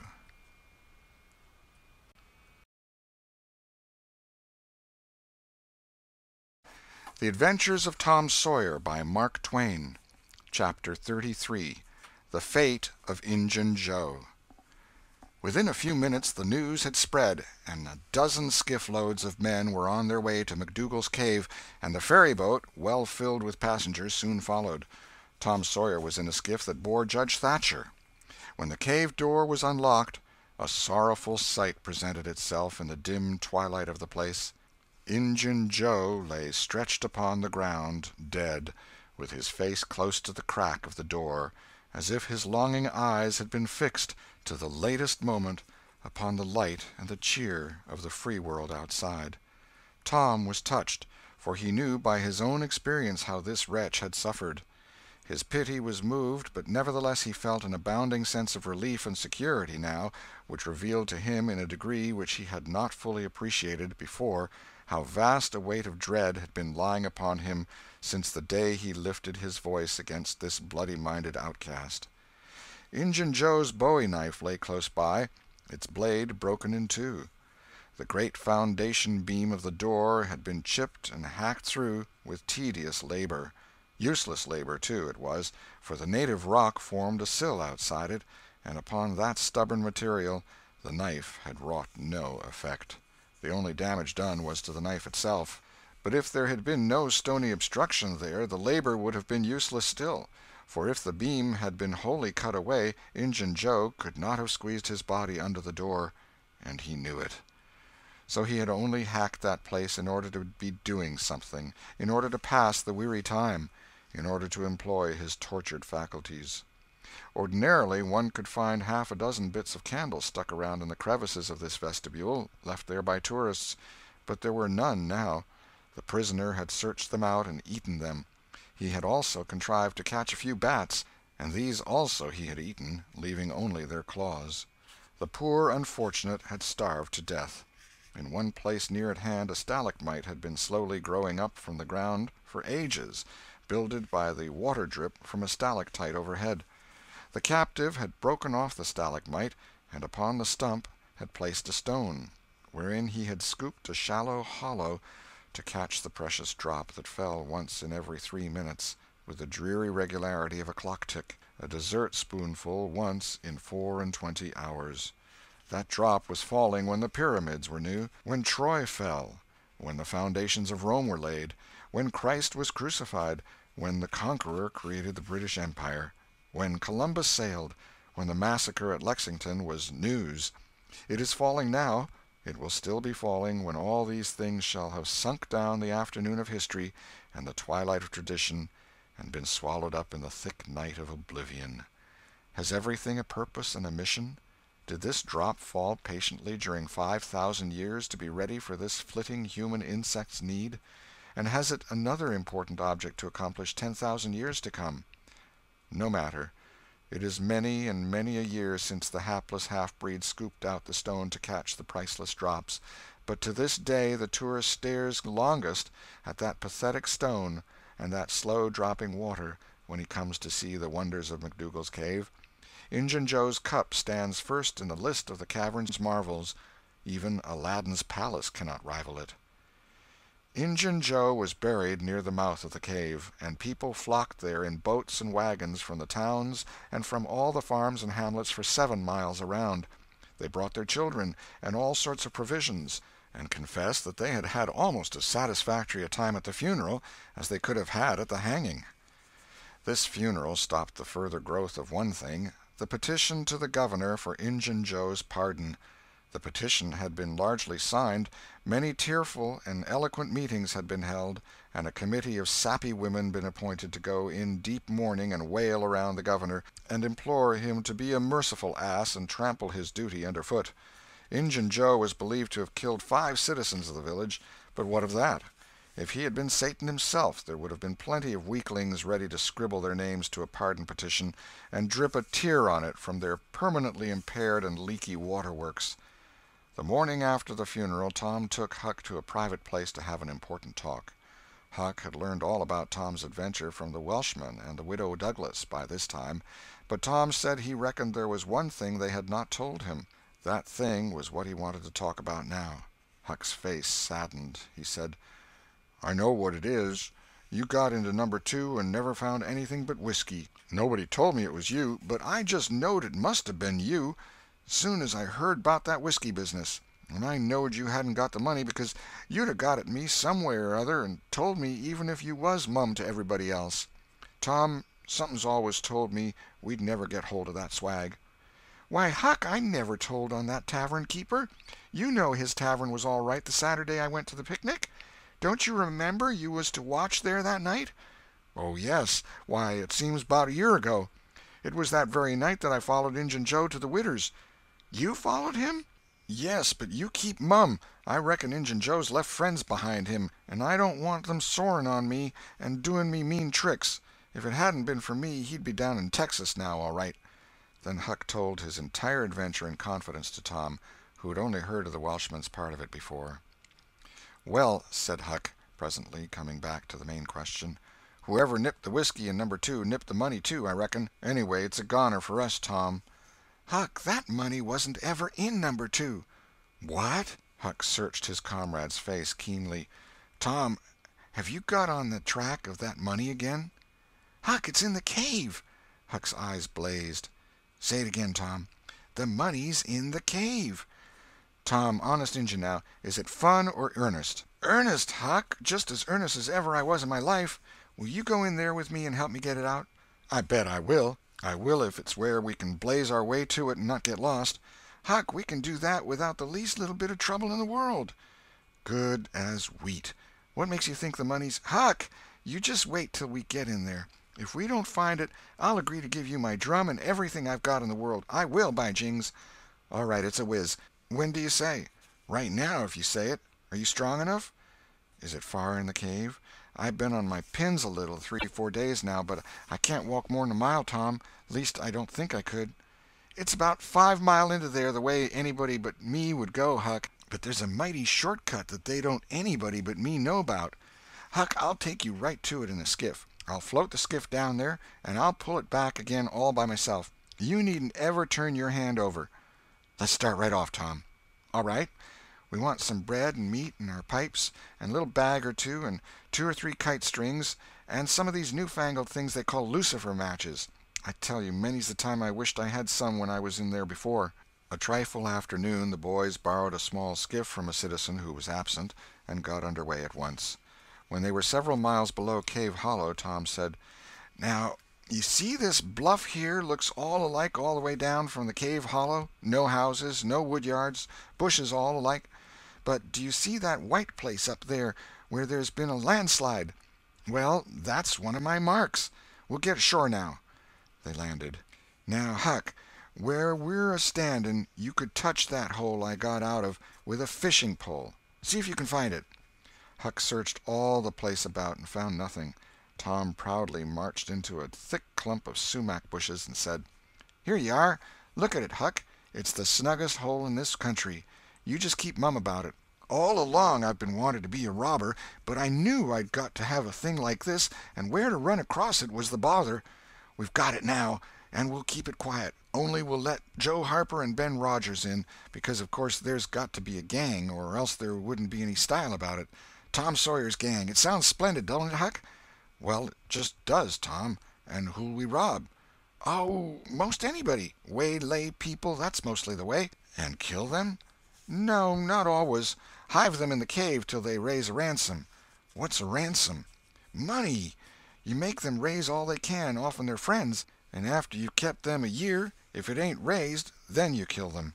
That's the general way, only you don't kill the women. You shut up the women, but you don't kill them. They're always beautiful and rich and awfully scared. You take their watches and things, but you always take your hat off and talk polite. They ain't anybody as polite as robbers. You'll see that in any book. Well, the women get to loving you, and after they've been in the cave a week or 2 weeks, they stop crying, and after that you couldn't get them to leave. If you drove them out they'd turn right around and come back. It's so in all the books." "Why, it's really bully, Tom. I believe it's better'n to be a pirate." "Yes, it's better in some ways, because it's close to home and circuses and all that." By this time everything was ready, and the boys entered the hole, Tom in the lead. They toiled their way to the farther end of the tunnel, then made their spliced kite strings fast, and moved on. A few steps brought them to the spring, and Tom felt a shudder quiver all through him. He showed Huck the fragment of candle-wick perched on a lump of clay against the wall, and described how he and Becky had watched the flames struggle and expire. The boys began to quiet down to whispers now, for the stillness and gloom of the place oppressed their spirits.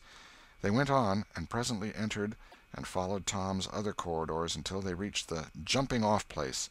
The candles revealed the fact that it was not really a precipice, but only a steep clay hill 20 or 30 feet high. Tom whispered: "Now I'll show you something, Huck." He held his candle aloft and said: "Look as far around the corner as you can. Do you see that? There, on the big rock over yonder, down with the candle smoke." "Tom, it's a cross." "Now, where's your number 2? Under the cross, hey? Right yonder's where I saw Injun Joe poke up his candle, Huck." Huck stared at the mystic sign a while, and then said with a shaky voice: "Tom, let's get out of here." "What? And leave the treasure?" "Yes, leave it. Injun Joe's ghost is round about there certain." "No, it ain't, Huck, no, it ain't. It would ha'nt the place where he died, away out at the mouth of the cave, 5 miles from here." "No, Tom, it wouldn't. It would hang around the money. I know the ways of ghosts, and so do you." Tom began to fear that Huck was right. Misgivings gathered in his mind, but presently an idea occurred to him. "Look here, Tuck, what fools we're making of ourselves. Injun Joe's ghost ain't a-going to come round where there's a cross." The point was well taken. It had its effect. "Tom, I didn't think of that. But that's so. It's luck for us, that cross is. I reckon we'll climb down there and have a hunt for that box." Tom went first, cutting rude steps in the clay hill as he descended. Huck followed. 4 avenues opened out of the small cavern which the great rock stood in. The boys examined 3 of them, with no result. They found a small recess in the one nearest the base of the rock, with a pallet of blankets spread down in it. Also an old suspender, some bacon rind, and the well-gnawed bones of 2 or 3 fowls. But there was no money box. The lads searched and researched this place, but in vain. Tom said, "He said under the cross. Well, this comes nearest to being under the cross. It can't be under the rock itself, because that's set solid on the ground." They searched everywhere once more, and then sat down discouraged. Huck could suggest nothing. By and by Tom said, "Looky here, Huck, there's footprints and some candle grease on the clay about one side of this rock, but not on the other sides. Now what's that for?" "I bet you the money is under the rock. I'm going to dig in the clay." "That ain't no bad notion, Tom," said Huck with animation. Tom's real Barlow was out at once, and he had not dug 4 inches before he struck wood. "Hey, Huck, you hear that?" Huck began to dig and scratch now. Some boards were soon uncovered and removed. They had concealed a natural chasm which led under the rock. Tom got into this and held his candle as far under the rock as he could, but said he could not see to the end of the rift. He proposed to explore. He stooped and passed under. The narrow way descended gradually. He followed its winding course, first to the right and then to the left, Huck at his heels. Tom turned a short curve by and by and exclaimed, "My goodness, Huck, looky here!" It was the treasure box, sure enough, occupying a snug little cavern, along with an empty powder keg, a couple of guns in leather cases, 2 or 3 pairs of old moccasins, a leather belt, and some other rubbish well soaked with the water drip. "Got it at last," said Huck, plowing among the tarnished coins with his hands. "My, but we're rich, Tom." "Huck, I always reckoned we'd get it. It's just too good to believe, but we have got it, sure. Say, let's not fool around here. Let's snake it out. Let me see if we can lift the box." It weighed about 50 pounds. Tom could lift it after an awkward fashion, but could not carry it conveniently. "I thought so," he said. "They carried it like it was heavy, that day at the haunted house. I noticed that. I reckon I was right to think of fetching the little bags along." The money was soon in the bags, and the boys took it up to the cross rock. "Now let's fetch the guns and things," said Huck. "No, Huck, leave them there. They're just the tricks to have when you go to robbing. We'll keep them there all the time, and we'll hold our orgies there, too. It's an awful snug place for orgies." "What's orgies?" "I don't know, but robbers always have orgies, and of course we got to have them, too. Come along, Huck. We've been in here a long time. It's getting late, I reckon. I'm hungry, too. We'll eat and smoke when we get to the skiff." They presently emerged into the clump of sumac bushes, looked warily about, found the coast clear, and were soon lunching and smoking in the skiff. As the sun dipped toward the horizon, they pushed out and got under way. Tom skimmed up the shore through the long twilight, chatting cheerily with Huck, and landed shortly after dark. "Now, Huck," said Tom, "we'll hide the money in the loft of the widow's woodshed, and I'll come up in the morning and we'll count it and divide it, and then we'll hunt up a place out in the woods for it where it will be safe. Just you lay quiet here and watch the stuff till I run up and hook Benny Taylor's little wagon. I won't be gone a minute." He disappeared, and presently returned with the wagon, put the 2 small sacks into it, threw some old rags on top of them, and started off, dragging his cargo behind him. When the boys reached the Welshman's house they stopped to rest. Just as they were about to move on, the Welshman stepped out and said, "Hello, who's that?" "Huck and Tom Sawyer." "Good. Come along with me, boys. You are keeping everybody waiting. Here, hurry up, trot ahead. I'll haul the wagon for you. Why, it's not as light as it might be. Got bricks in it? Or old metal?" "Old metal," said Tom. "I judged so. The boys in this town will take more trouble and fool away more time hunting up 6 bits worth of old iron to sell to the foundry than they would to make twice the money at regular work. But that's human nature. Hurry along, hurry along." The boys wanted to know what the hurry was about. "Never mind, you'll see when we get to the Widow Douglas's," Huck said with some apprehension, for he was long used to being falsely accused. "Mr. Jones, we haven't been doing nothing." The Welshman laughed. "Well, I don't know, Huck, my boy. I don't know about that. Ain't you and the widow good friends?" "Yes. Well, she's been good friends to me, anyways." "All right, then. What do you want to be afraid for?" This question was not entirely answered in Huck's slow mind before he found himself pushed, along with Tom, into Mrs. Douglas's drawing-room. Mr. Jones left the wagon near the door and followed. The place was grandly lighted, and everybody that was of any consequence in the village was there. The Thatchers were there, the Harpers, the Rogerses, Aunt Polly, Sid, Mary, the minister, the editor, and a great many more, and all dressed in their best. The widow received the boys as heartily as any one could well receive two such-looking beings. They were covered with clay and candle-grease. Aunt Polly blushed crimson with humiliation, and frowned and shook her head at Tom. Nobody suffered half as much as the two boys did, however. Mr. Jones said, "Tom wasn't at home yet, so I gave him up, but I stumbled on him and Huck right at my door, and so I just brought them along in a hurry." "And you did just right," said the widow. "Come with me, boys." She took them to a bedchamber and said, "Now wash and dress yourselves. Here are 2 new suits of clothes, shirts, socks, everything complete. They're Huck's. No, no thanks, Huck. Mr. Jones bought one and I the other, but they'll fit both of you. Get into them. We'll wait. Come down when you are slicked up enough." Then she left. End of chapter 33.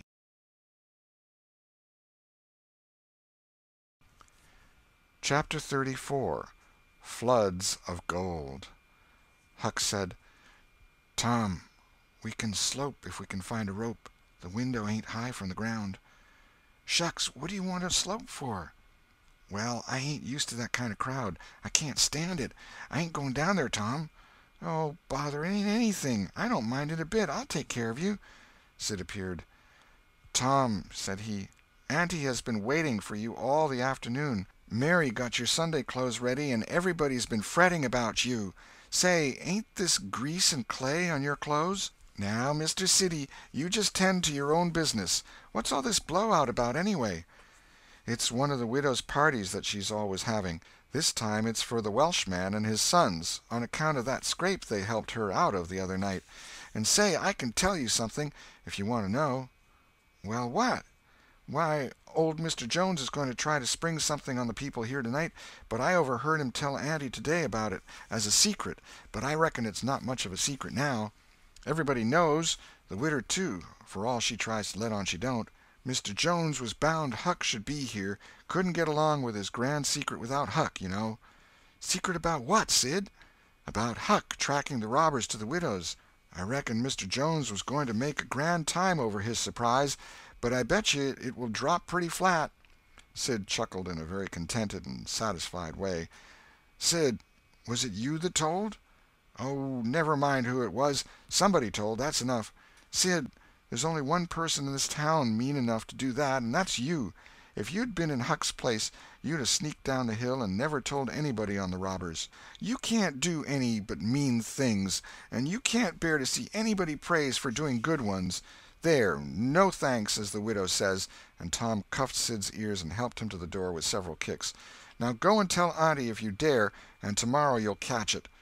Some minutes later the widow's guests were at the supper table, and a dozen children were propped up at little side tables in the same room, after the fashion of that country and that day.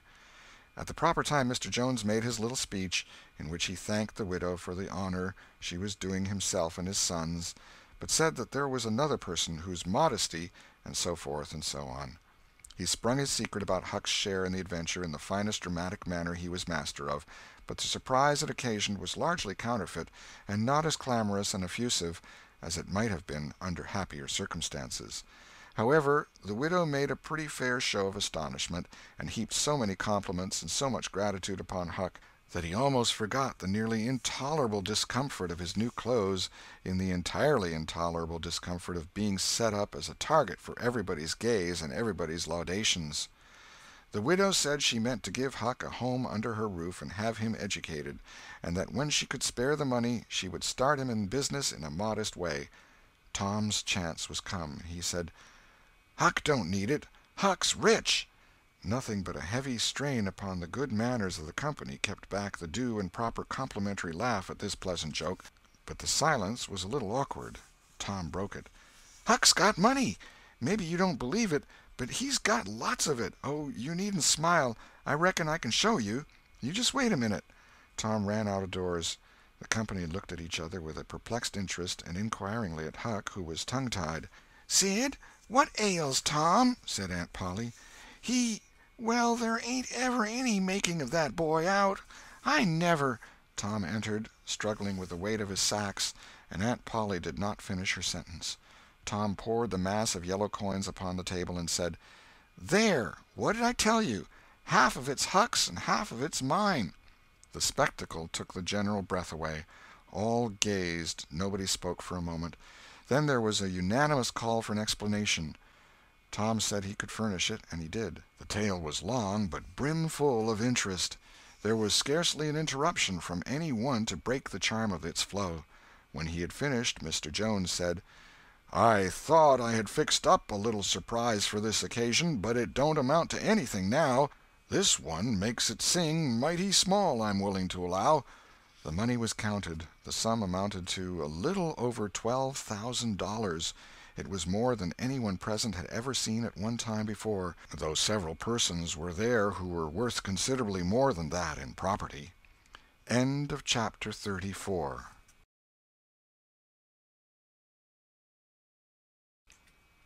Chapter 35.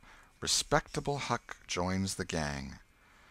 The reader may rest satisfied that Tom's and Huck's windfall made a mighty stir in the poor little village of St. Petersburg. So vast a sum, all in actual cash, seemed next to incredible. It was talked about, gloated over, glorified, until the reason of many of the citizens tottered under the strain of the unhealthy excitement. Every haunted house in St. Petersburg and the neighboring villages was dissected, plank by plank, and its foundations dug up and ransacked for hidden treasure, and not by boys, but men, pretty grave, unromantic men, too, some of them. Wherever Tom and Huck appeared they were courted, admired, stared at. The boys were not able to remember that their remarks had possessed weight before, but now their sayings were treasured and repeated. Everything they did seemed somehow to be regarded as remarkable. They had evidently lost the power of doing and saying commonplace things. Moreover, their past history was raked up and discovered to bear marks of conspicuous originality. The village paper published biographical sketches of the boys. The Widow Douglas put Huck's money out at 6%, and Judge Thatcher did the same with Tom's at Aunt Polly's request. Each lad had an income now that was simply prodigious.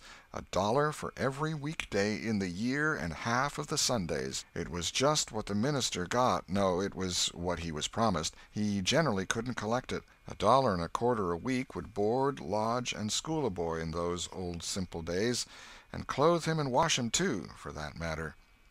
Judge Thatcher had conceived a great opinion of Tom. He said that no commonplace boy would ever have got his daughter out of the cave. When Becky told her father, in strict confidence, how Tom had taken her whipping at school, the judge was visibly moved. And when she pleaded grace for the mighty lie which Tom had told in order to shift that whipping from her shoulders to his own, the judge said with a fine outburst that it was a noble, a generous, a magnanimous lie. A lie that was worthy to hold up its head and march down through history breast to breast with George Washington's lauded truth about the hatchet. Becky thought her father had never looked so tall and so superb as when he walked the floor and stamped his foot and said that. She went straight off and told Tom about it. Judge Thatcher hoped to see Tom a great lawyer or a great soldier some day. He said he meant to look to it that Tom should be admitted to the National Military Academy and afterward trained in the best law school in the country, in order that he might be ready for either career or both. Huck Finn's wealth and the fact that he was now under the Widow Douglas's protection introduced him into society. No, dragged him into it, hurled him into it, and his sufferings were almost more than he could bear. The widow's servants kept him clean and neat, combed and brushed, and they bedded him nightly in unsympathetic sheets that had not one little spot or stain which he could press to his heart and know for a friend. He had to eat with knife and fork, and had to use napkin, cup, and plate. He had to learn his book. He had to go to church. He had to talk so properly that speech was become insipid in his mouth. Whithersoever he turned, the bars and shackles of civilization shut him in and bound him hand and foot. He bravely bore his miseries 3 weeks, and then one day turned up missing. For 48 hours the widow hunted for him everywhere in great distress. The public were profoundly concerned. They searched high and low. They dragged the river for his body. Early the third morning Tom Sawyer wisely went poking among some old empty hogsheads down behind the abandoned slaughterhouse, and in one of them he found the refugee. Huck had slept there. He had just breakfasted upon some stolen odds and ends of food, and was lying off now in comfort with his pipe.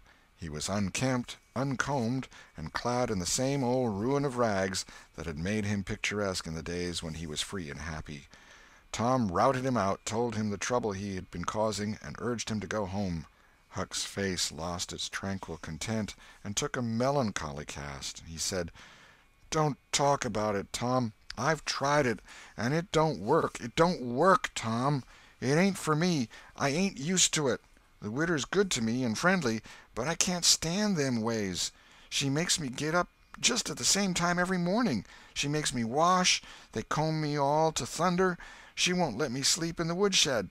I got to wear them blamed clothes that just smothers me, Tom. They don't seem to let any air get through 'em somehow, and they're so rotten nice that I can't set down, nor lay down, nor roll around anywheres. I ain't slid on a cellar door for, well, it 'pears to be years. I got to go to church and sweat and sweat. I hate them ornery sermons. I can't catch a fly in there. I can't chaw. I got to wear shoes all Sunday. The widder eats by a bell. She goes to bed by a bell. She gets up by a bell. Everything's so awful regular a body can't stand it. Well, everybody does that, Huck." "Tom, it don't make no difference. I ain't everybody, and I can't stand it. It's awful to be tied up so, and grub comes too easy. I don't take no interest in vittles that way. I got to ask to go a-fishing. I got to ask to go in a-swimming. Derned if I hain't got to ask to do everything. Well, I'd got to talk so nice it wasn't no comfort. I'd got to go up in the attic and rip out a while every day to get a taste in my mouth, or I'd have died, Tom. The widder wouldn't let me smoke. She wouldn't let me yell. She wouldn't let me gape, nor stretch, nor scratch before folks." Then, with a spasm of special irritation and injury, "And dad fetch it, she prayed all the time. I never see such a woman. I had to shove, Tom, I just had to. And besides, that school's going to open, and I'd 'a' got to go to it. Well, I wouldn't stand that, Tom. Looky here, Tom, being rich ain't what it's cracked up to be. It's just worry and sweat and a-wishing you was dead all the time. Now, these clothes suits me, and this barrel suits me, and I ain't ever going to shake 'em any more. Tom, I wouldn't ever got into all this trouble if it hadn't been for that money. Now you just take my share of it along with yourn, and give me a 10-center sometimes. Not many times, because I don't give a dern for a thing 'thout it's tolerable hard to git, and you go and beg off for me with a widder." "Oh, Huck, you know I can't do that. 'Tain't fair. And besides, if you'll try this thing just a while longer, you'll come to like it." "Like it? Yes, the way I'd like a hot stove if I was to set on it long enough. No, Tom, I won't be rich, and I won't live in them cussed smothery houses. I like the woods, and the river, and hogsheads, and I'll stick to 'em, too. Blame it all, just as we've got guns and a cave and all just fixed to rob, here this dern foolishness has got to come up and spile it all." Tom saw his opportunity. "Looky here, Huck, being rich ain't going to keep me back from turning robber." "No? Oh, good licks, are you in real deadwood earnest, Tom?" "Just as dead earnest as I'm a-sitting here." "But, Huck, we can't let you into the gang if you ain't respectable, you know." Huck's joy was quenched. "Can't let me in, Tom? Didn't you let me go for a pirate?" "Yes, but that's different. A robber is more high-toned than what a pirate is, as a general thing. In most countries they're awful high up in the nobility, dukes and such. Now, Tom, hain't you always been friendly to me? You wouldn't 'a' shet me out, would you, Tom? You wouldn't do that now, would you, Tom?" "Huck, I wouldn't want to, and I don't want to, but what would people say? Why, they'd say, 'Humph, Tom Sawyer's Gang, pretty low characters in it.' They'd mean you, Huck. You wouldn't like that, and I wouldn't." Huck was silent for some time, engaged in a mental struggle, and finally he said, "Well, I'll go back to the widder for a month and tackle it and see if I can come to stand it, if you'll let me belong to the gang, Tom." "All right, Huck, it's a whiz. Come along, old chap, and I'll ask the widder to let up on you a little, Huck." "Will you, Tom, now, will you? That's good. If she'll let up on some of the roughest things, I'll smoke private and cuss private and crowd through or bust. When you going to start the gang and turn robbers?" "Oh, right off. We'll get the boys together and have the initiation tonight, maybe." "Have the which?" "Have the initiation." "What's that?" "It's to swear to stand by one another and never tell the gang's secrets, even if you're chopped all to flinders, and kill anybody and all his family that hurts one of the gang." "That's gay. That's mighty gay, Tom, I tell you." "Well, I bet it is. And all that swearing's got to be done at midnight in the lonesomest, awfulest place you can find. A haunted house is the best, and they're all ripped up now." "Well, midnight's good, anyway, Tom." "Yes, so it is. And you've got to swear on a coffin and sign it with blood." "Now that's something like. Why, it's a million times bullier than pirating. I'll stick to the widder till I rot, Tom, and if I get to be regular ripper of a robber, and everybody talking about it, I reckon she'll be proud she snaked me in out of the wet."